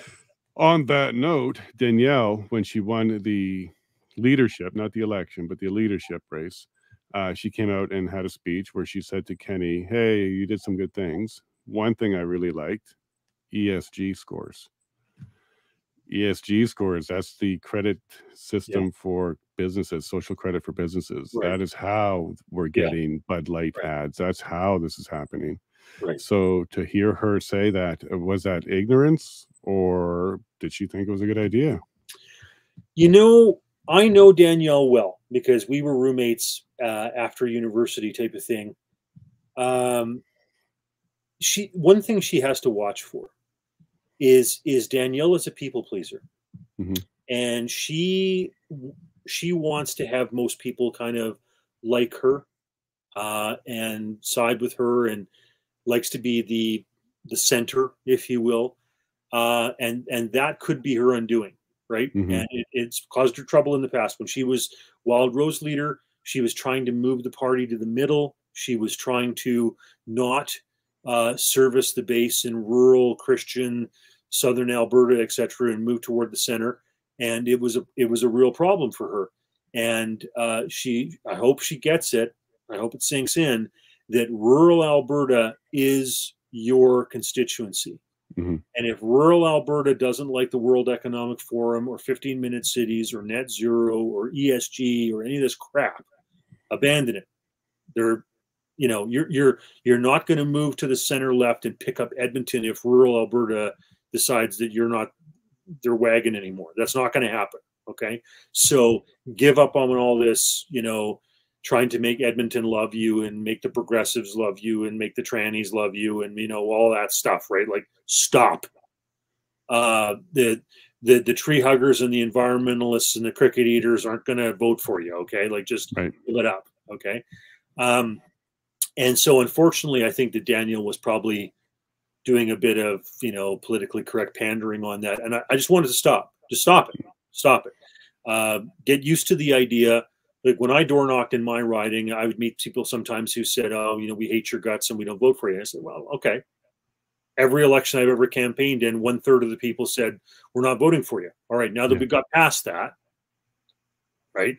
Let's focus on some issue that you want to talk about, that you want me to educate me on, or whatever. That's fine. But yeah, you're never going to get everybody. And as a politician, if you think that you want that, you're in the wrong business. So is she still targeting Edmonton, you think? She's trying to switch Edmonton or Well, draw unfortunately, when Edmonton? she was running for the leadership, she actually said that if she was to lose the base in southern rural Alberta, that she would move to the center left and try to pick up seats in Edmonton. And frankly, that is just out to lunch. Like it didn't happen. It's not going to happen. That's not the way this goes. If you're going to give them socialist light, they're going to vote for the socialist real thing and vote for the NDP. So give up on that strategy. That's not working. Serve the base well. The people in rural Alberta are beautiful people. They've got their heads screwed on right. Listen to Ed and Martha in Rimbey, Alberta. That's where it's at. I agree with you. And I am rural Alberta too, and I homeschool. So I couldn't agree more with everything you're saying here. Amen, brother. Amen. Yeah. We're building our house and we're homesteading too. And at the meantime, I'm trying to run for office so we can make some change and do something. If I can be a canary in a coal mine, that'd be great. But we got to do something about a lot of this. Yeah. And you know what? I applaud all those people who ran as independents and for those small parties in the last Alberta election, because you got people thinking at those forums. They may not have voted for you because they were scared about the NDP getting in. So they, forced themselves to choke it down and vote for the UCP and keep the NDP out of government. But, you got to get out there and educate people about the net zero and the 15-minute cities and, the anti-carbon stuff and, whatever you got to, or COVID and lockdowns and all that stuff. You got to push the agenda on that stuff, because otherwise these gun grabbing, locking down, anti-coal, cricket eating people are going to win. I love that. Anti-coal, cricket eating people for sure. And I'm definitely anti-cricket. That's for darn sure. Danielle did two things on the legal front that concerned me. Okay. Or two things happened on the legal front that concerned me. One was she said within 3 months, she was going to amend the Human Rights Act of Alberta to include medical status, so that medical status is a protected ground and you can't be discriminated against on your employment or otherwise for that. Yay. But she backpedaled quietly on that one. So she was very loud during her campaigning for leadership. And then when it actually happened, it was just like at the tail end of a news conference where she said, "Oh, by the way, I'm pausing this. We're not touching this for now."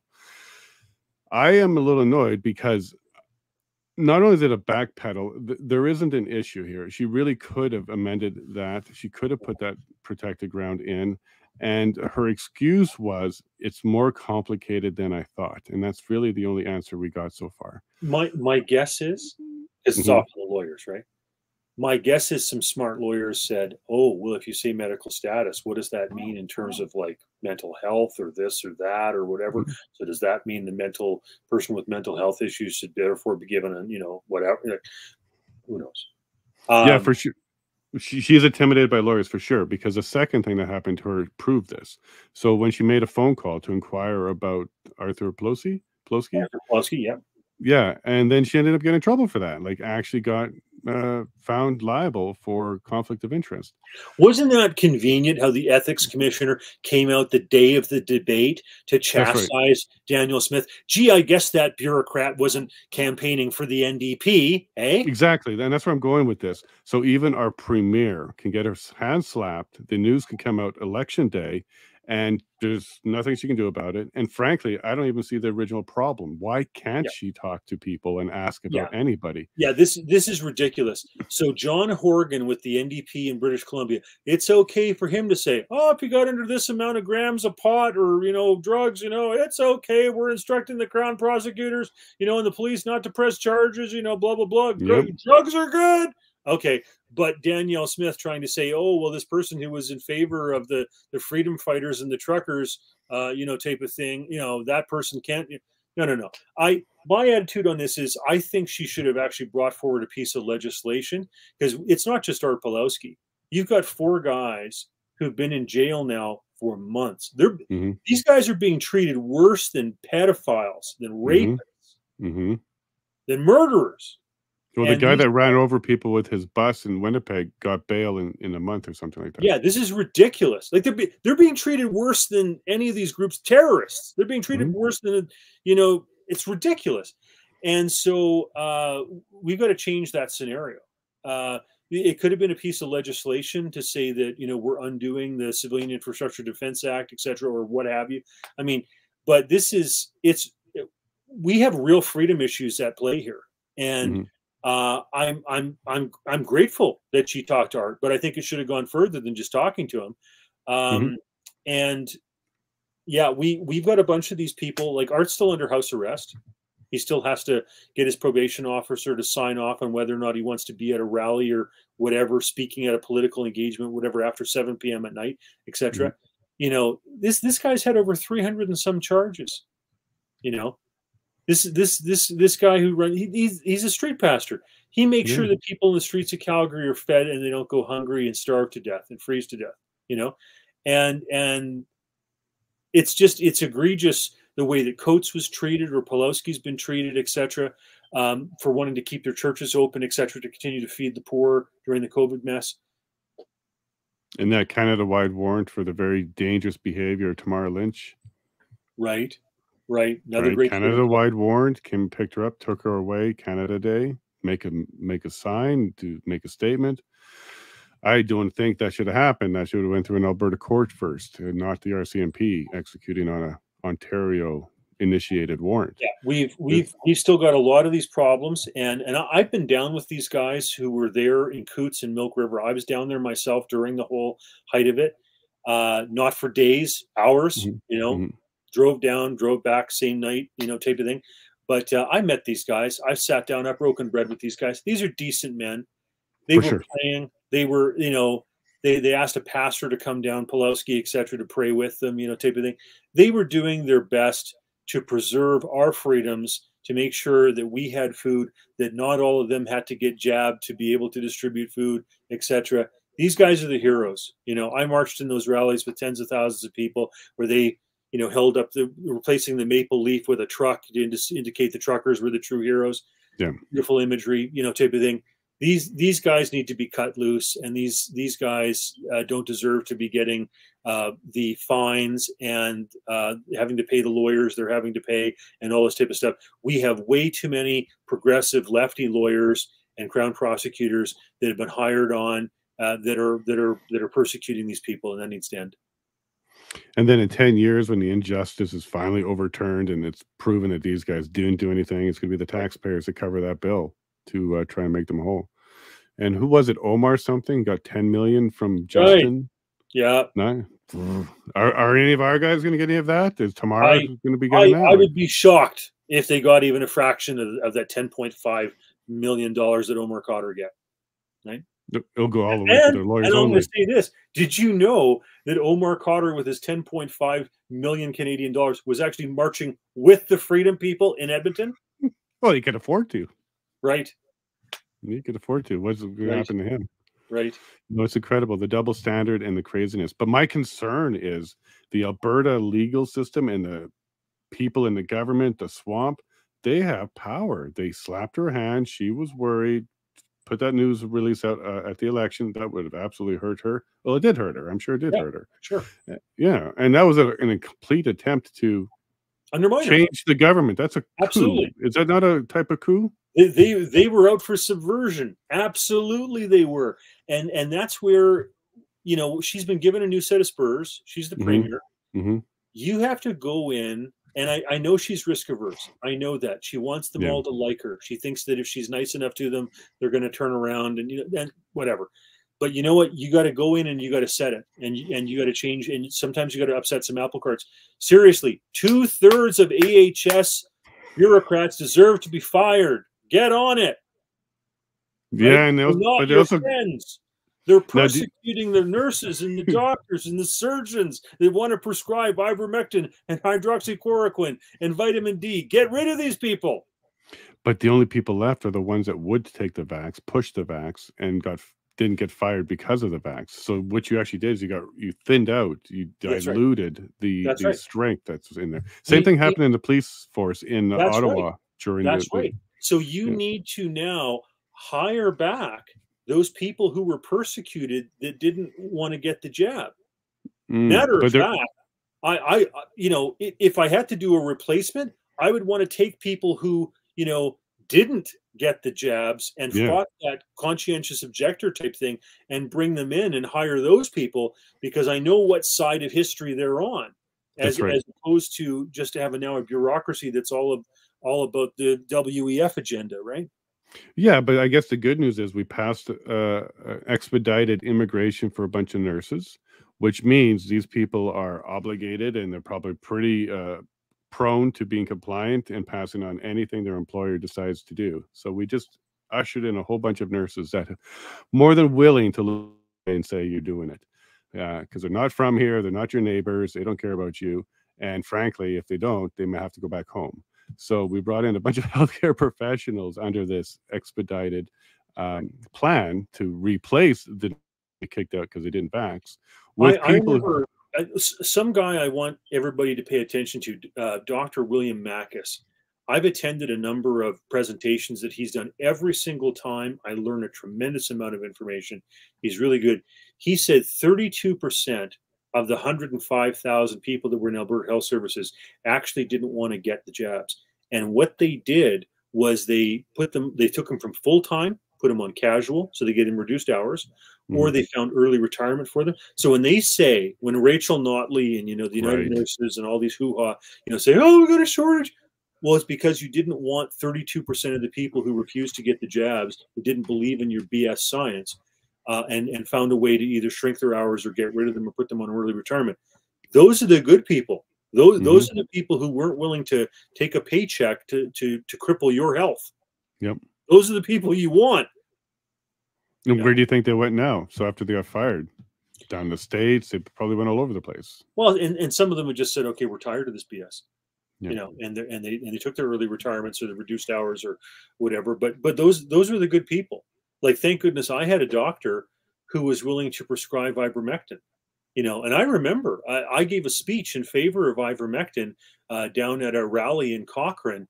And I remember I had people during that election campaign when I saw them at the doorsteps, and they were like, you're, taking horse medicine and, you're going to be sterile because of it, and get off my lawn because you're not wearing a mask, and, all this stuff. All bogus. Yeah. All bogus, all lies, all propaganda. Wow. What a psychological operation that was. Yeah, we saw that real time in the States with Joe Rogan and CNN. We had CNN guy on, VJ. He had him on and he actually confronted him. He's like, yeah, we shouldn't have done that. And then he leaves the show. He's like, Joe bullied me. It's like, wow. Wow. Are we that sensitive? Yes. Are we that dumb? Obviously. And is there a way out of this? Because education is going to be the key. We got to educate people. I don't mean our education system, just in general, educate people. And shows like this, that's an attempt for that. But we also have C11, which is an attempt to kind of change even this dynamic. So what do you think our chances are of actually, even with or without Danielle, putting up a bit of a fight here so we can stop or slow down this progression a bit? Yeah, people need to wake up.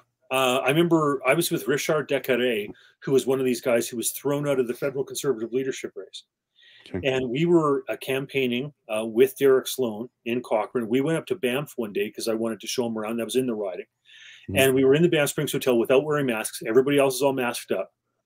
And we actually ran into a couple, husband, wife, who were high-level AHS bureaucrats. These people making 250 grand a year I'm talking about. We ran into them, and we took a picture for them, et cetera, whatever. And we were chit-chatting. And I was asking her, I said, well, why don't we have hydroxychloroquine? Why don't we have ivermectin? Like, why? And she just kind of leaned into me, all kind of scared, like, fearful type of thing, and leaned in and said, we need to have alternative therapies. So she was basically admitting that we needed to have this other stuff, but she was scared to be labeled or, to have her name associated with it because she could have lost her cushy job, et cetera. So there's people inside the system that know it's wrong, but they're taking the paychecks. That's such a hard thing too, because what do you tell those people to do? Some of them can't afford it, and this is exactly how the control happens. This is how you get police officers bashing Canadians because they got $1,000 a day, and they picked out the ones that were compliant. They took the ones that did the vax, and maybe even took the ones that had some HR issues, and Right. put it on us. Um, Look, I think we tried. We tried with the convoy, and John asked this question. Dear Ron, the convoy, how it ended is aftermath. Your thoughts? What was your take on how it ended? Well, first off, I think it was entirely legitimate.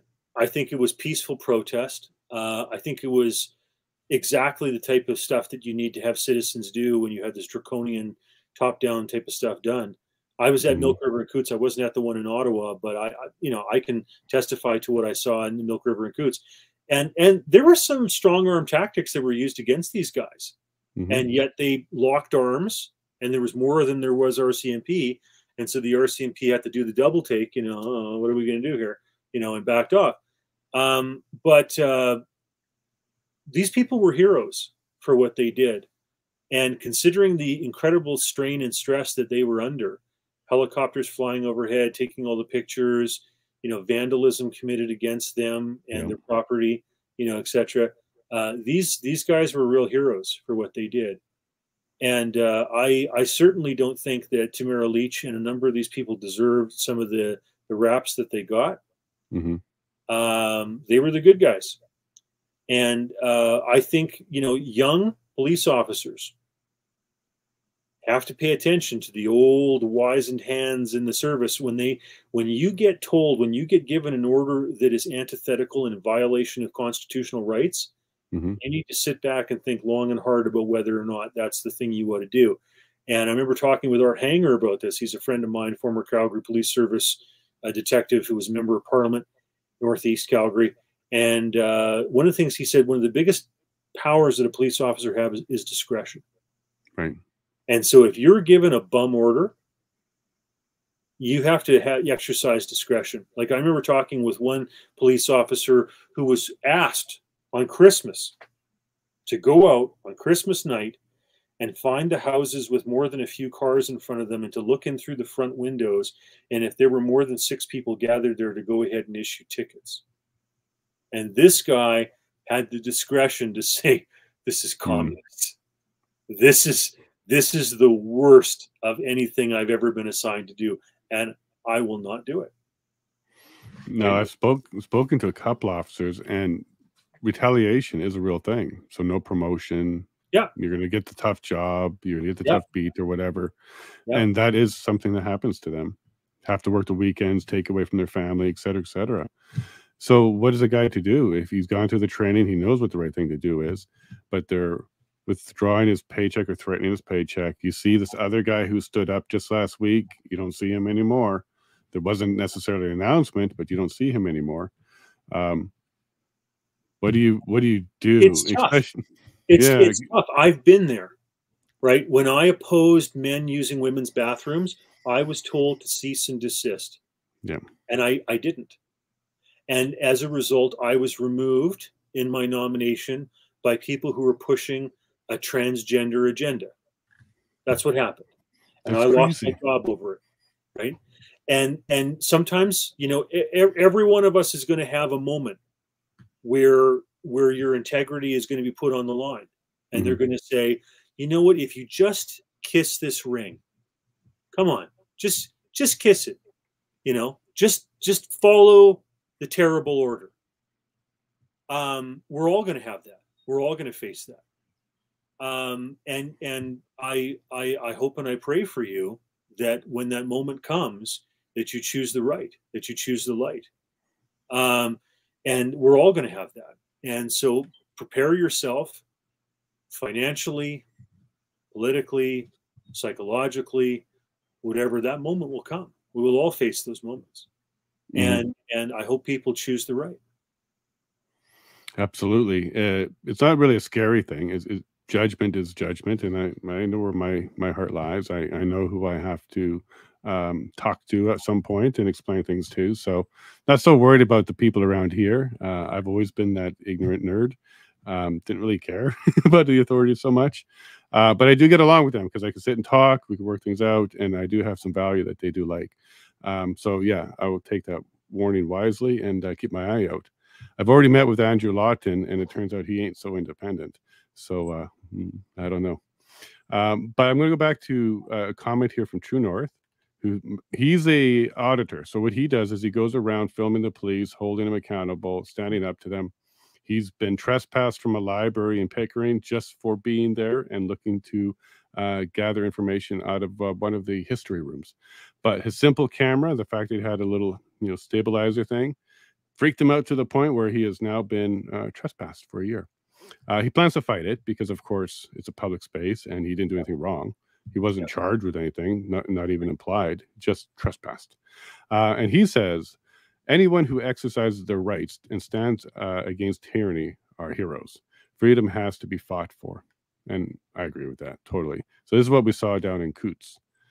Now, were you there or were you talking to people, at least at that time, when the bag o' guns arrived? And what happened? And what do you think is happening there? Is it legit or is it a way to shut things down? So I was down there twice. Mm-hmm. And so, I mean, it went on for like 17 days. I was there for 2 of them, right? So, I mean, I was certainly not, one of the diehards who was there for the whole 2 weeks plus, type of thing. But I got to know some of those guys. They're wonderful men. I've been down in the courts with them in Lethbridge and what have you. And they're fighting good, noble fights, and God bless them for what they did and what they're doing. I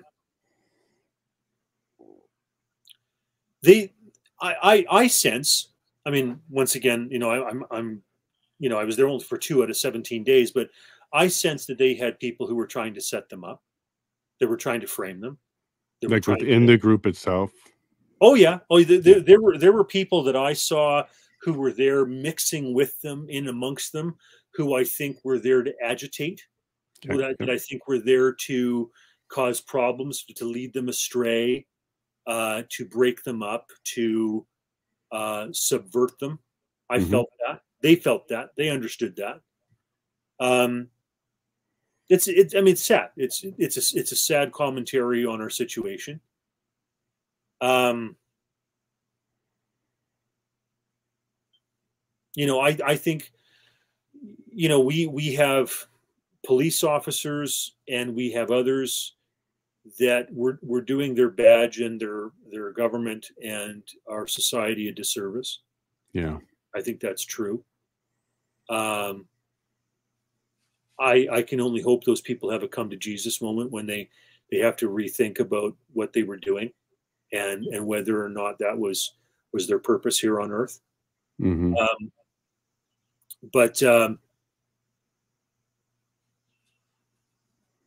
Yeah, I mean, I applaud the military that decided to not execute the orders they were given in High River to break down those doors and seize guns. I applaud those police officers who, when asked on Christmas Eve to go and look into people's homes and determine if there were more than 6 gathered there and issue tickets, went and ate donuts or something instead. Yeah. I applaud those police officers who cried when they were asked to go and commit violence down in Milk River and Coots, and instead decided that was the wrong thing to do. Sometimes you have to love your country enough to protest your government. Yes. That's the greatest form of patriotism. And a few of us have been doing it for years on end now. Yep. And they're going to make a martyr out of somebody soon. Like Tamara is kind of on that list. Yeah, that's right. Yeah, it's very sad. Yeah. Yep. And it's sad that, and it's sad that they're Alberta roots too, because this is where it's going to come from, I think. Oh, they know. I mean, Trudeau and crew, like I give you the numbers. 82% of people in Tabor, right, said truckers are heroes and we love them. Okay. And then 2/3 of the people with the bureaucrats in the area north of Ottawa type of thing, were all about seizing bank accounts and shutting down people and strangling them financially if they dared to support these freedom fighters. So there's your math for you. Tabor, I want to give another shout out to. when they were asked to fly the pride flag, the rainbow flag, they took down their flagpole. Oh, So good. they weren't flying the Alberta flag. They weren't flying the Canadian flag. They said, we're not flying any flag, including the pride flag. We're not flying them, you know. And that's a place where not only do they say the Lord's Prayer in a Christian school, in a private school, in a separate school, you know, in a charter school, they say it in the public school. Great. Great. It's good to see that it's still there and that people are going to fight that way. God bless Tabor, Alberta. How do we spread them? Amen. Yeah, no, it's a question. I hope more people wake up and realize the real struggle that's going on here, and you know, stand up for their rights and others' rights, and make sure those people who've been persecuted get their jobs back, and you know, have an epiphany with regard to the real struggle that is going on. And like I say, choose the right. Could that mean Maxime and PPC? Are they going to be able to try and get the CPC to change their rudder and maybe head back to the right? Like, is Well, this a way to you know, drag them I back? I was doing that with Art Pulowski in the Solidarity Movement. I mean, goodness knows he had all sorts of roadblocks that were thrown up in front of him. But I'm grateful for all those people that chose to run for those second, third, fourth, fifth, sixth place, whatever parties. They were basically calling attention and going into those town halls and saying, hey, what about our rights? What about, you know, masks? What about mandates? What about, you know, crickets? What about this? What about that? You know, etc.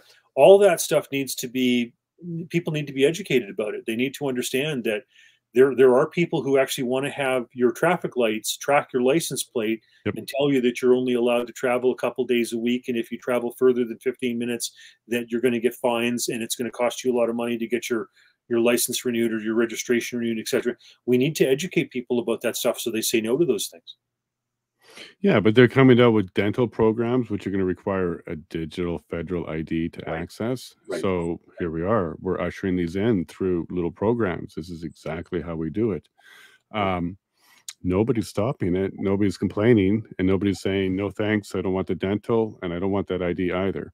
Well, so, I authored a petition against 15-minute cities, and I was so happy to be out with hundreds of people in the cold when they had a meeting in Cochrane, and the mayor and some of these councillors thought that, you know, oh, you know, we're going to get away with this and it's okay and whatever.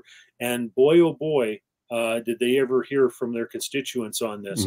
And we need to have more and more people showing up to educate people and push back against these globalist woke agendas. Please go to demonstrations. It's important. Yeah, demonstrations are good, but one other thing that I was working on, and I'm just going to kind of plug myself a little bit here. So I wrote a book. Okay, it'll be coming out. I think we're actually releasing Canada Day, actually. And what it's about is teaching people how. The title is "Bearing Witness: The Ethical, Legal, and Practical Guide to Recording and Sharing History." Oh, look, my guy put the thing on. The purpose of it is to teach people how to use their phone, how to use their eyes, and how to get themselves access to become witnesses, how to stay a witness, how not to become a party to events so that we can go ahead and use their testimony and stuff like that further along the chain, how to capture evidence, how to keep it, how to safely do it, how to legally do it, all that kind of stuff. Because the idea is, this is what we're missing. Witnesses get stitches. Witnesses don't talk. Witnesses are bad people. Whistleblowers, all this stuff. Witnesses.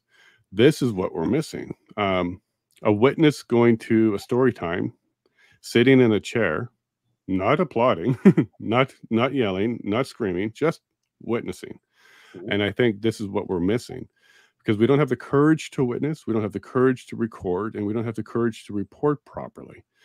The other side's doing it. George Floyd, that event, nothing but a camera changed the whole world for them. But we, I think, need to really put forward an effort to educate witnesses. And I think if we can get more and more of these people at all these events, and I would love to see the government genuinely try and ban credible witnesses from events. Like, you can do protesters. Okay, I get it. They threw a rock or held a sign or did something disturbing or whatnot.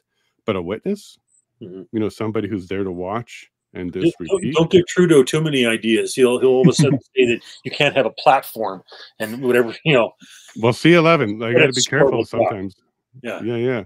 So that's my kind of push. That's what I'm trying to do. I'm trying to educate people to be courageous, brave, and safe, and go ahead and start capturing these events.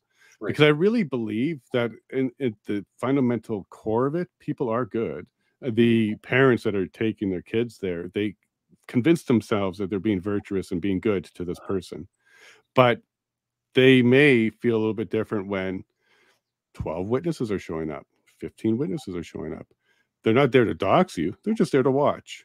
And if your child ends up being part of something that is obscene, lewd, or illegal, Mhm. yeah, it's going to get reported. There's going to be video. And maybe this exposure, this transparency on a public level, not Yeah. necessarily government level, but a public level, is what we need more of. Yeah. Um, It reminds me, they had these perverts that were promoting this idea of all ages naked swimming, nude swimming. And so Art Pulowski and Larry Heather and some of these guys were out documenting it and mhm, calling attention to it and showing it for what it was.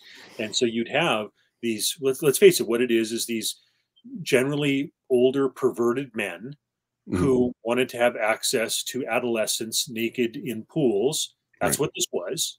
That's what it was, folks.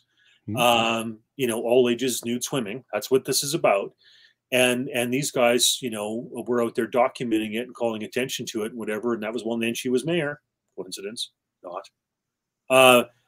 So yeah, we you're right. We have to document this stuff and show people what this agenda is all about. absolutely. And I think it's a multi-prong approach. We need protesters, we need political pressure, we need social pressure, we need culture pressure. We need a whole bunch of things here. And I think we're kind of lacking on it.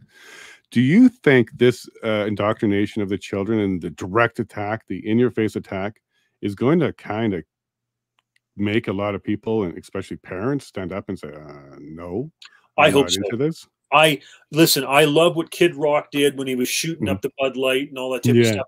Yeah, people have to wake up and say enough.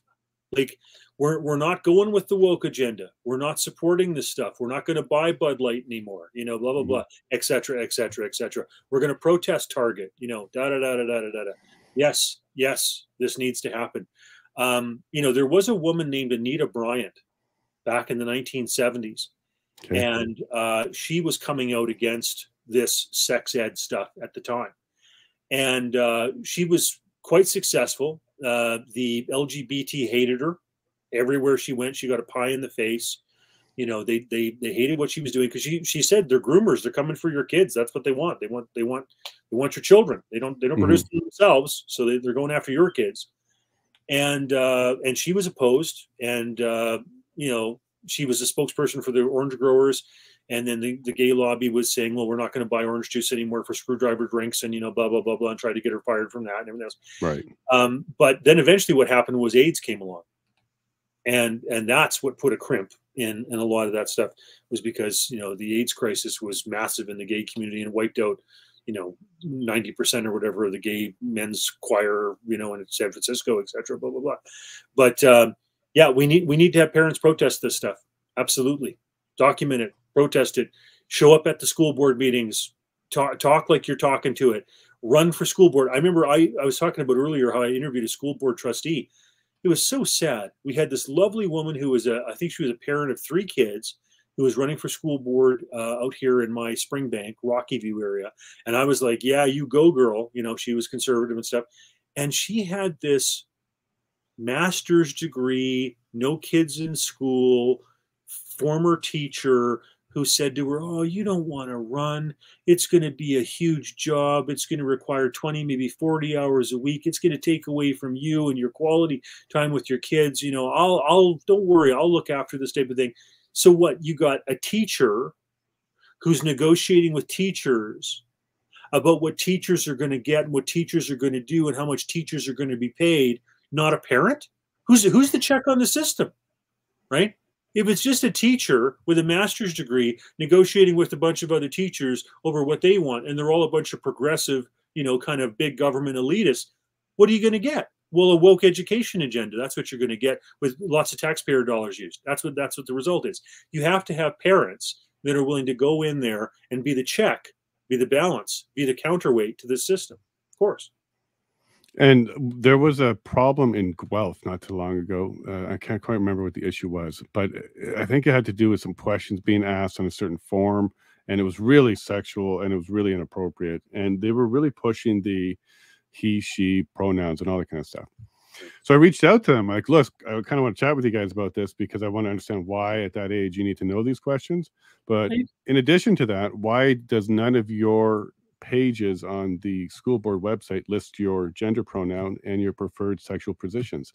Because if you can't tell us what your preferred sexual anything is, why should kids be telling you? Right. Because that was the question. Like, what is your sexual preference? Well, why does the board itself go ahead and list their pronouns and their sexual preferences so it could all be understanding and we can all clear? Yeah. They won't. That's embarrassing. It's none of our business. It's totally inappropriate. Yeah. They're asking the kids the same thing. You had Christopher Wells, who was taping hockey sticks up with rainbow tape, right? Yeah. Get millions of dollars, to go ahead and advocate for Sexual Institute for Minority Studies. And so God bless the parents like Donna Trimble and, Ing and whatever, who calling question on like, why are kids in elementary school learning about felching, right? I didn't know what felching was. I had to look it up. What is felching?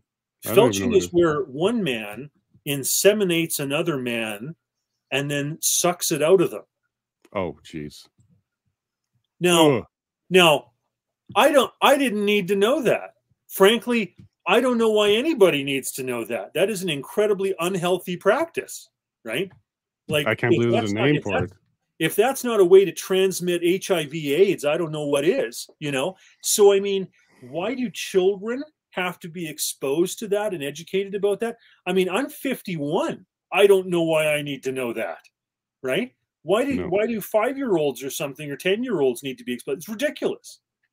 Of course it's preparatory. Of course it's grooming. Of course it's pushing an agenda. Of course it's saying, well, we're going to gross you out with a whole bunch of this stuff, and then maybe if you only do half of it, of course that's what this is. That's what this is, folks. They should be called groomer clowns, not drag queens. Drag queens is adult entertainment. When you're doing it in front of 10-year-olds, in front of grade 5, that's grooming. That's what that is. Well, you can't take a child to an adult strip club. Right. I know that there was some issue with a 16-year-old girl in the States, and the whole place got shut down, like 8 arrests or something like that. And then the very same day, there's a video of a 13-year-old boy dressed up as a girl gyrating across the stage, and everybody's watching that as if it's amazing. Right. I am so confused. So why is this boy who's dressed up as a girl, it's okay, but an actual girl not on stage, just in the building, is not okay? Yeah, they actually, when you use the word amazing, they had this kid named Desmond Amazing. That's it. Yeah. Desmond. And it's perversion. I mean, he's dressed up as a girl, taking grown men, stuffing his brassieres and panties. And he's under 13 or 14, like he's young. Dollar bills and stuff like that. It's disgusting. Yeah. And because he's not naked, right? Because he's wearing his G-string or whatever. Like, I mean, and if you look at the number of subscribers that this Desmond Amazing has, and you do the number crunching, you realize a statistically large amount of the gay male population is a subscriber and watching and sponsoring this kid, right? So when they try to say that, pedophilia and stuff like that, it's not a gay thing. Okay, well, it's maybe not exclusively, but I'm sorry, when I'm looking at who's pushing the agenda, where the money and the support's coming from, I'm sorry, like, a spade's a spade here. Like, I mean, we know who's pushing this.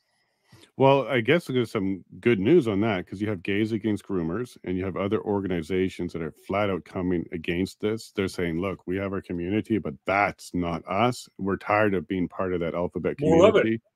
Yeah. Yeah. Look, they're going to fracture. So maybe there's some hope and horizon here. Maybe they're going to fracture themselves, and maybe there's going to be. What was fascinating in the 1970s was you know, at first the gay men were doing their thing, the North American Man Boy Love Association, wanting to drop the age of sexual consent 16, 14, 12, 10, you know, all this hoo-ha. And the women, the lesbian women, who, for the most part, a lot of them have suffered some form of sexual abuse. They were like, no, we're not a part of that. And they broke off and they said, no, we're not endorsing that agenda. We're not lowering the age of sexual consent. And that's what, frankly, you know, some of these women, these lesbian women who've been victims of sexual abuse, right? Right. They need to draw a line and say, no, we're not in favor of lowering the age of sexual consent. We're not in favor of a 14 or a 12 or a 10-year-old girl, for that matter, being sexually violated by some 70-year-old man or whatever it is, or you know, 50-year-old. No, we're not in favor of that. We're not going along with that, and we're not in favor of men still with the twig and berries, you know, coming into our change rooms and our rape crisis shelters or whatever it happens to be, you know, and saying, you know, they're identifying as women. No. Draw the line. Absolutely. And then Bruce Jenner / Caitlyn Jenner is also falling out of favor with them because he taking positions that are sound, rational, even though he's gone through that stuff. I don't know if I'm supposed to say she, but he is making a lot of sense. And now they're no longer Woman of the Year, no longer our biggest advocate, because he is saying you can't erase women. Don't erase women. Women should have their own sport, leave their own league. That's enough even for their big transgender idol to be chopped down too. So what do lesbians have? Like they have no chance. There's like no chance for anybody if even their biggest idol can be shot down just for having a rational, reasonable thought. Yeah. Yeah. No, those voices need to be heard. I remember there was a guy, John, and I can't remember his last name to save me now, but this was during the marriage debate that came up in the House of Commons when it was under the Liberal watch type of thing. And he was arguing in the Globe and Mail, wrote a great article, and was historically based.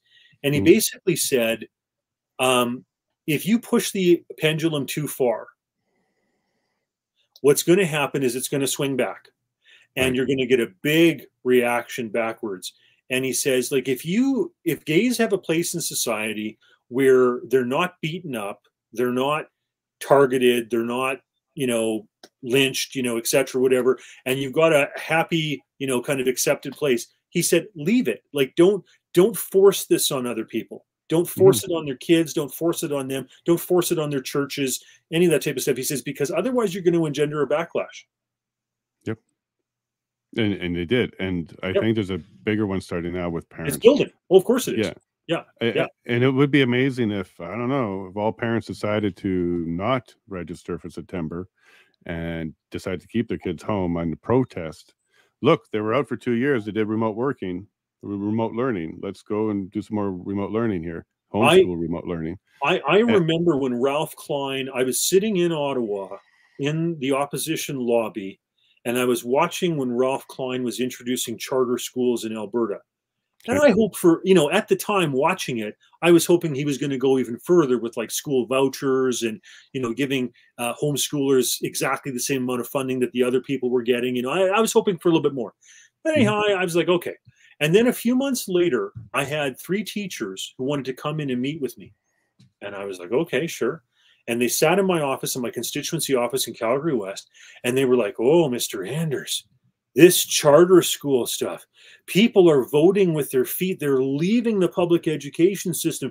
They're going for all these different charter schools, etc. We could literally see an end of public education as we know it in the province of Alberta if this was allowed to continue. And I said, well, I thank you so much for coming to see me today and letting me know your concerns, everything else. And I shook all their hands and I said, I had no idea that what Ralph Klein did a few months ago that I thought was fairly timid was going to result in a situation where you thought that it was going to erode public education and see it totally upended. I said, I'm excited.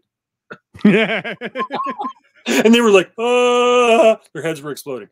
But I think that Randall Pawarchuk's son was right. We do need to see a blowing up of public education because it's being used to push all this transgenderism and everything else. And I think if we have more, you know, entrepreneurs, you know, doing their thing and religious institutions jumping in, you know, et cetera, the way that it used to be, et cetera, I think that's great. I certainly don't want to see a transgender cookie cutter when it comes to public education. 100%. And yeah, they'll vote with their feet. And yeah, that might be something we can do. Alberta, keep your kids home, homeschool Yeah. them. We'll find a way to make that happen. Find other Then, solutions. yeah, and they will do something. They will actually start to listen at that point. Replace the school boards, get a whole new batch in there, new election, parents only, that type of thing. Absolutely. That'd be good. Yeah, I'd be down. I would push that, and I would work with anybody that would push that, independent or otherwise. Now, I got another question from John. He's got a bunch of them for you, but I'll give him one more. And John, I know the answer to this, so I'm going to ask Rob the question, and then we'll actually give you the answer. So John's asking actually about Maxime, and he loves to call him Mad Max, and he's going for the election June 18th in Lisgar, or Portage Lisgar. Yeah. And, you know, if he wins June 20th, what do you think he should do first? What do you think his next step should be if he wins? Now, we did interview him, so we actually have this answer. And don't worry, we're not going to hold you to it. But yeah, go ahead and get a guess. What do you think Maxime would do as his first course of action if he won? Well, I mean, that's Maxim. He's already given you the answer, I guess. But but there's only so much you can do, right? Like, he's not going to be able to do too much, but he can do certain things. And what could he do? One of the great things that Ted White did when he was a member of Parliament was he brought in more private members' bills than anybody I know. And I'll tell you what Ted did. It was beautiful stuff. What he did was he would get an idea. He would write up a private members' bill in conjunction with the clerk in the House of Commons. And you're only allowed in any given legislative session, you can only sponsor or introduce one on your behalf, okay? But he wrote up dozens. And there was a bunch of MPs who, when they get elected, all of a sudden they draw a number, and they're in the top 100, let's say, and it's their opportunity, to bring forward a private member's bill, and they are honestly clueless. They don't have an idea what to bring forward. And I won't name any names, but some MPs would bring forward like National Tree Day. I'm not making that up. Okay. Nice guy, National Tree Day. Okay. Sure. But it was a real opportunity to bring forward a meaningful piece of legislation. And Ted White had these bills, dozens of bills that were sitting there ready for other people to pick up. And so people would come to him and say, well, Ted, what do you got?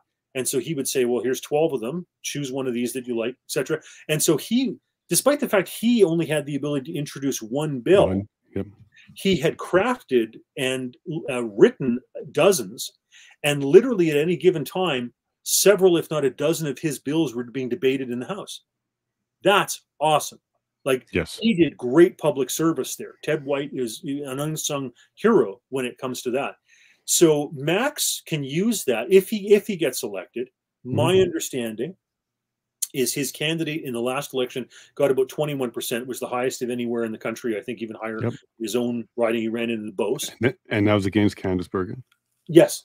And so now the candidate that the Conservative Party has chosen is even more right-wing than Candice.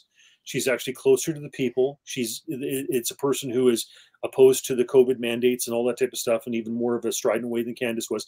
So the party is allowing a candidate that is actually more reflective of those good, Manitoba Mennonite, strong socially conservative farmers there. And so I think this person will probably do even better than Candice did, is my guess. However, if Max was to win, what I think he should do is all these issues, these wedge issues that can be used to move the Conservative Party and the general debate in the House of Commons to the right should be done.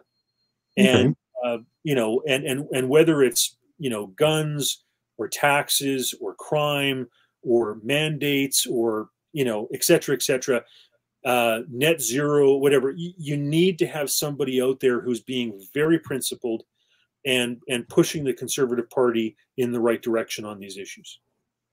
All right. Well, let's see what he says and see how close you were, and then we'll talk about what you think. You okay? Awesome. Let's now move forward to June 20th. You win. And what do you do on your first day? What's the first policy, private member bill? What's the first debate? What's the first press conference? What's the first thing you want to do if you win on June 20th? Well, like I said, when I did my first press conference in the riding here in the beginning of the campaign, I said, if I win, I will table a private member bill, a bill on abortion, because I said I want to reopen the debate. And that bill is about late-term abortion. It must be illegal in Canada. I'm against late-term abortion. What that means that, you know, after 6 months, you won't be able to have an abortion because it's a murder. There you go. Yep. You nailed it. So private member bill, wedge issue, reopen debate. You didn't say abortion, but that would have been the next one if you kept going. So yeah, that's exactly what he's planning to do. What do you think about that? I think it's great because I was always a pro-life MP. I always told my constituents and people who asked that I believe that life begins at conception. And so any number of things that came up in Parliament, you know, whether it was if say, for example, a woman was pregnant and she was injured or harmed or killed, then it was considered a double homicide. That was an issue that came up. You know, we had issues about when does life begin? You know, we had, there's any number of issues that came up in my time in Parliament. And I think it is a very live issue. I think the majority of Canadians are opposed to, for example, killing of little baby girls just because of their gender selection. Right. Gender selection, yep. Yeah, I think the majority of Canadians want to see a spousal consent. In the case of Chantal Daigle, I remember that case came up when I was a teenager, and they had both agreed they were going to have a child, and then she decided she didn't want it, and so then the question is, well, they consummated the child under the understanding both of them wanted it, and then the court had not even rendered the decision, and then she went ahead and aborted the child. So it's complicated by that. But I think the majority of Canadians support spousal consent. The majority of Canadians support parental consent. The idea if it's a minor underage that they have to get the consent of their parents or knowledge. You also, majority of Canadians don't agree with the idea of third trimester or partial birth. A huge percentage of Canadians, over 90% of Canadians don't agree with partial birth abortion because it is very risky for the life of the mother. You have women also, I think, if I remember correctly, the majority of Canadians also believe in informed consent. So in other words, if a woman is not told that she faces a very high risk of sterility based on her having an abortion performed and that it will complicate her chances of having a child later on, because a lot of women don't know that. They're not told how risky abortion is and it will jeopardize their reproductive choices in the future. So there's a bunch of things that can happen on that issue that the public overwhelmingly supports. A lot of people in Canada don't know that only North Korea and Canada have any abortion at any time for any reason. That's right. Almost all of the countries in the world have some form of restrictions on abortion. And so I think there's a whole bunch of issues that can be dealt with, and I'm glad to see that Max is wanting to address that. And in addition to that, he's also talking about the post-birth abortion, so maids. So you have the option to do that as well. And they lowered the limit on that, and they're making it available for mental illness. It is ridiculous how fast Trudeau has used this euthanasia thing to literally encourage thousands of people to commit suicide with that. It is dark, dark, dark stuff. The children of darkness. Yeah, it is a sad situation. The 2021 number, I think it was 10,000. Yeah, and that puts Canada, that puts the government doing 4 out of 5 suicides. Yeah, in Canada. So it's unreal. Yeah, no, it's horrible, and we would like to see a whole bunch of things scaled back. So late-term abortion, that's, I think, a very low-hanging fruit. I was speaking to a young man today, and I said, hey, I'm going on to the show with Rob Anders, and I'm going to talk to him about some stuff. Do you know what Canada's laws around abortion are? I was like, no. Like, did you know we have abortion? He's like, yeah, I think so. Okay, well, why don't you tell me, because you hear the states, they argue about it all the time, 12 weeks, 16 weeks, all this stuff. What do you think Canada's rules are, Canada's laws are? He's like, second term? Like, nope, third term, any reason, sex, gender, or genetic. Yep. So he's like, what? Like, yeah, no, really, you can have a late-term abortion. We've had 100 the last year, 100 late-term abortions. Max brought that up, and everybody I speak to, first, they're surprised that we're not like the States, Yeah. where we are lower, way lower. Yeah. They're also surprised that they don't know what our rules are. Yeah. Like, I bet you if there was a campaign that says, here are the rules in Canada, here's what we can abort, there would be a really big push. There would be there was a beautiful moment. I was chairing the parliament, serving as the speaker of the model parliament at the Alberta Homeschool Education Association a few weeks ago. And this little girl, she was one of the youngest of the bunch. She was maybe 8 years old or something like that. She got up, and the be it resolved resolution we were dealing with was, should healthcare workers have conscience rights? And this little girl gets up and talks about how when her mother had her in her womb, she was told by the people at the hospital that her little girl would have a hole in her heart. Right. And that she knew there were other mothers that were there that aborted their children because they were told that their child would have a hole in their heart. And she said, I feel so sorry for those mothers and for those babies who were never born. She says, because here I am. She says, I don't have a hole in my heart. She said, I go ahead and I play soccer with all the other kids. And she says, can you imagine if I had been aborted and all those children who were, because their mothers were told that their children were going to have holes in the heart? Yeah. It was awesome. It was a beautiful speech. My second Down syndrome prenatal test confirmed it. We were on Ontario. Ontario sat us down, put a pretty little geneticist in front of us, and just explained to us over and over again all the negativity, all the horrible things. Not once explained to us that, hey, we have systems for speech, therapy, rehabilitation, all this kind of stuff. Nothing. It was just about how difficult it would be for him.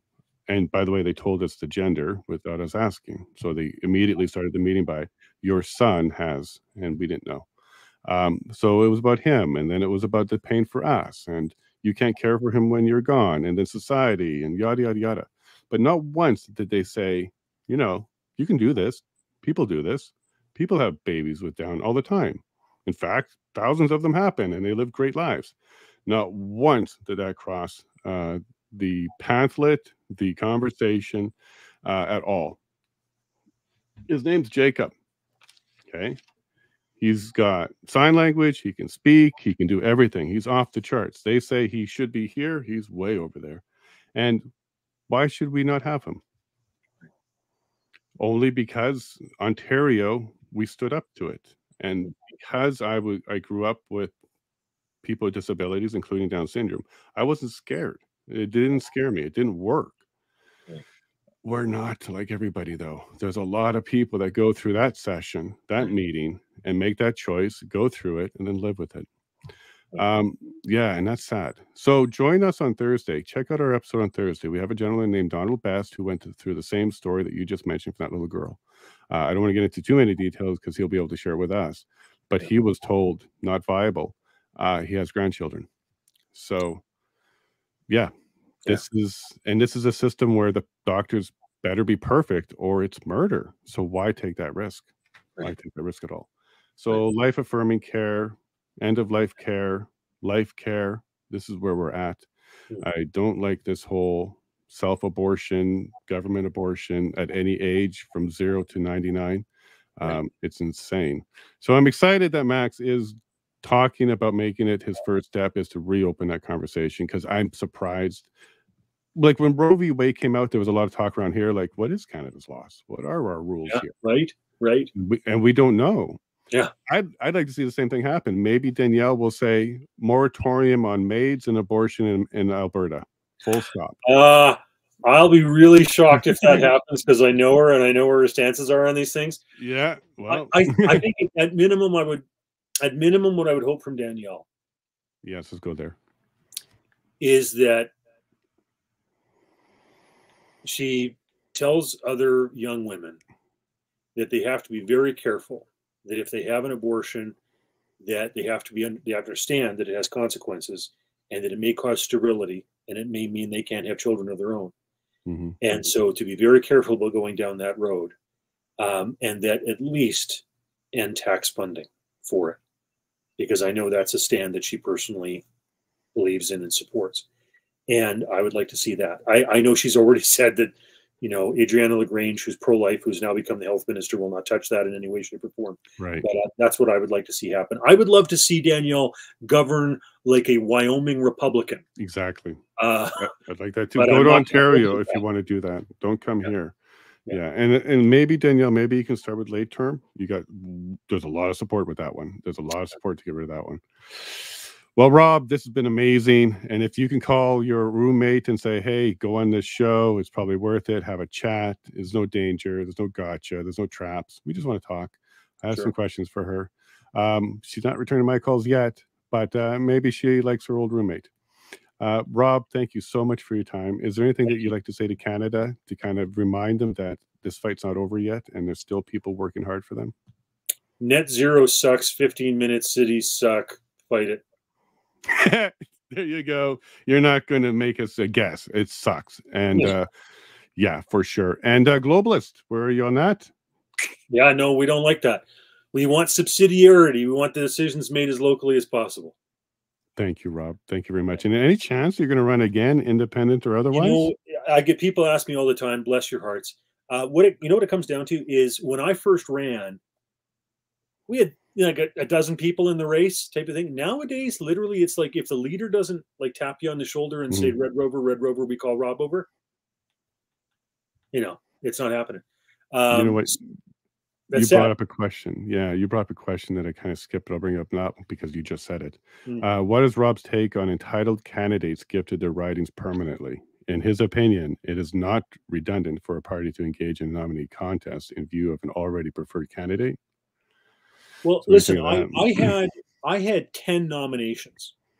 I fought more nominations than anybody in the history of conservatism in Canada than since Sir Johnny MacDonald. Okay, I faced more nomination challenges than anybody, and I won 8 of them until the party decided they wanted to slit my throat and throw me under the bus. Yeah.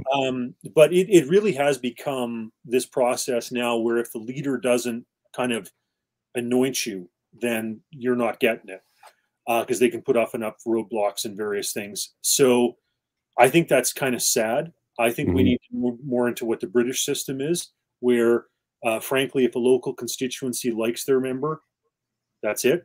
And it doesn't get a sign off by the leader or anything like that. The local riding association determines.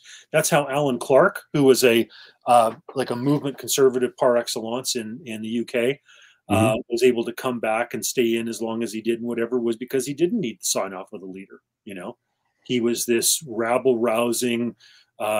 You know, lots of people in the progressive left didn't like him, but his riding did, and so he was able to remain as a member and stay there and be the voice that he was. So I think we need to have less leader control, and we need to have more riding associations have more control. And maybe a couple independents in there, sprinkle a couple in there to make things spicy, keep accountability going, and at least keep them accountable and on their guard. It'd be nice to have a couple of canaries in there that are louder than what we have now. Yeah. All right. Well, thank you very much, Rob. I would like to connect with you again. I'm doing a Canada Day special.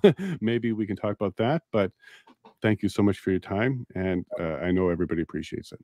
Thank you so much. Take care, Rob. All the best.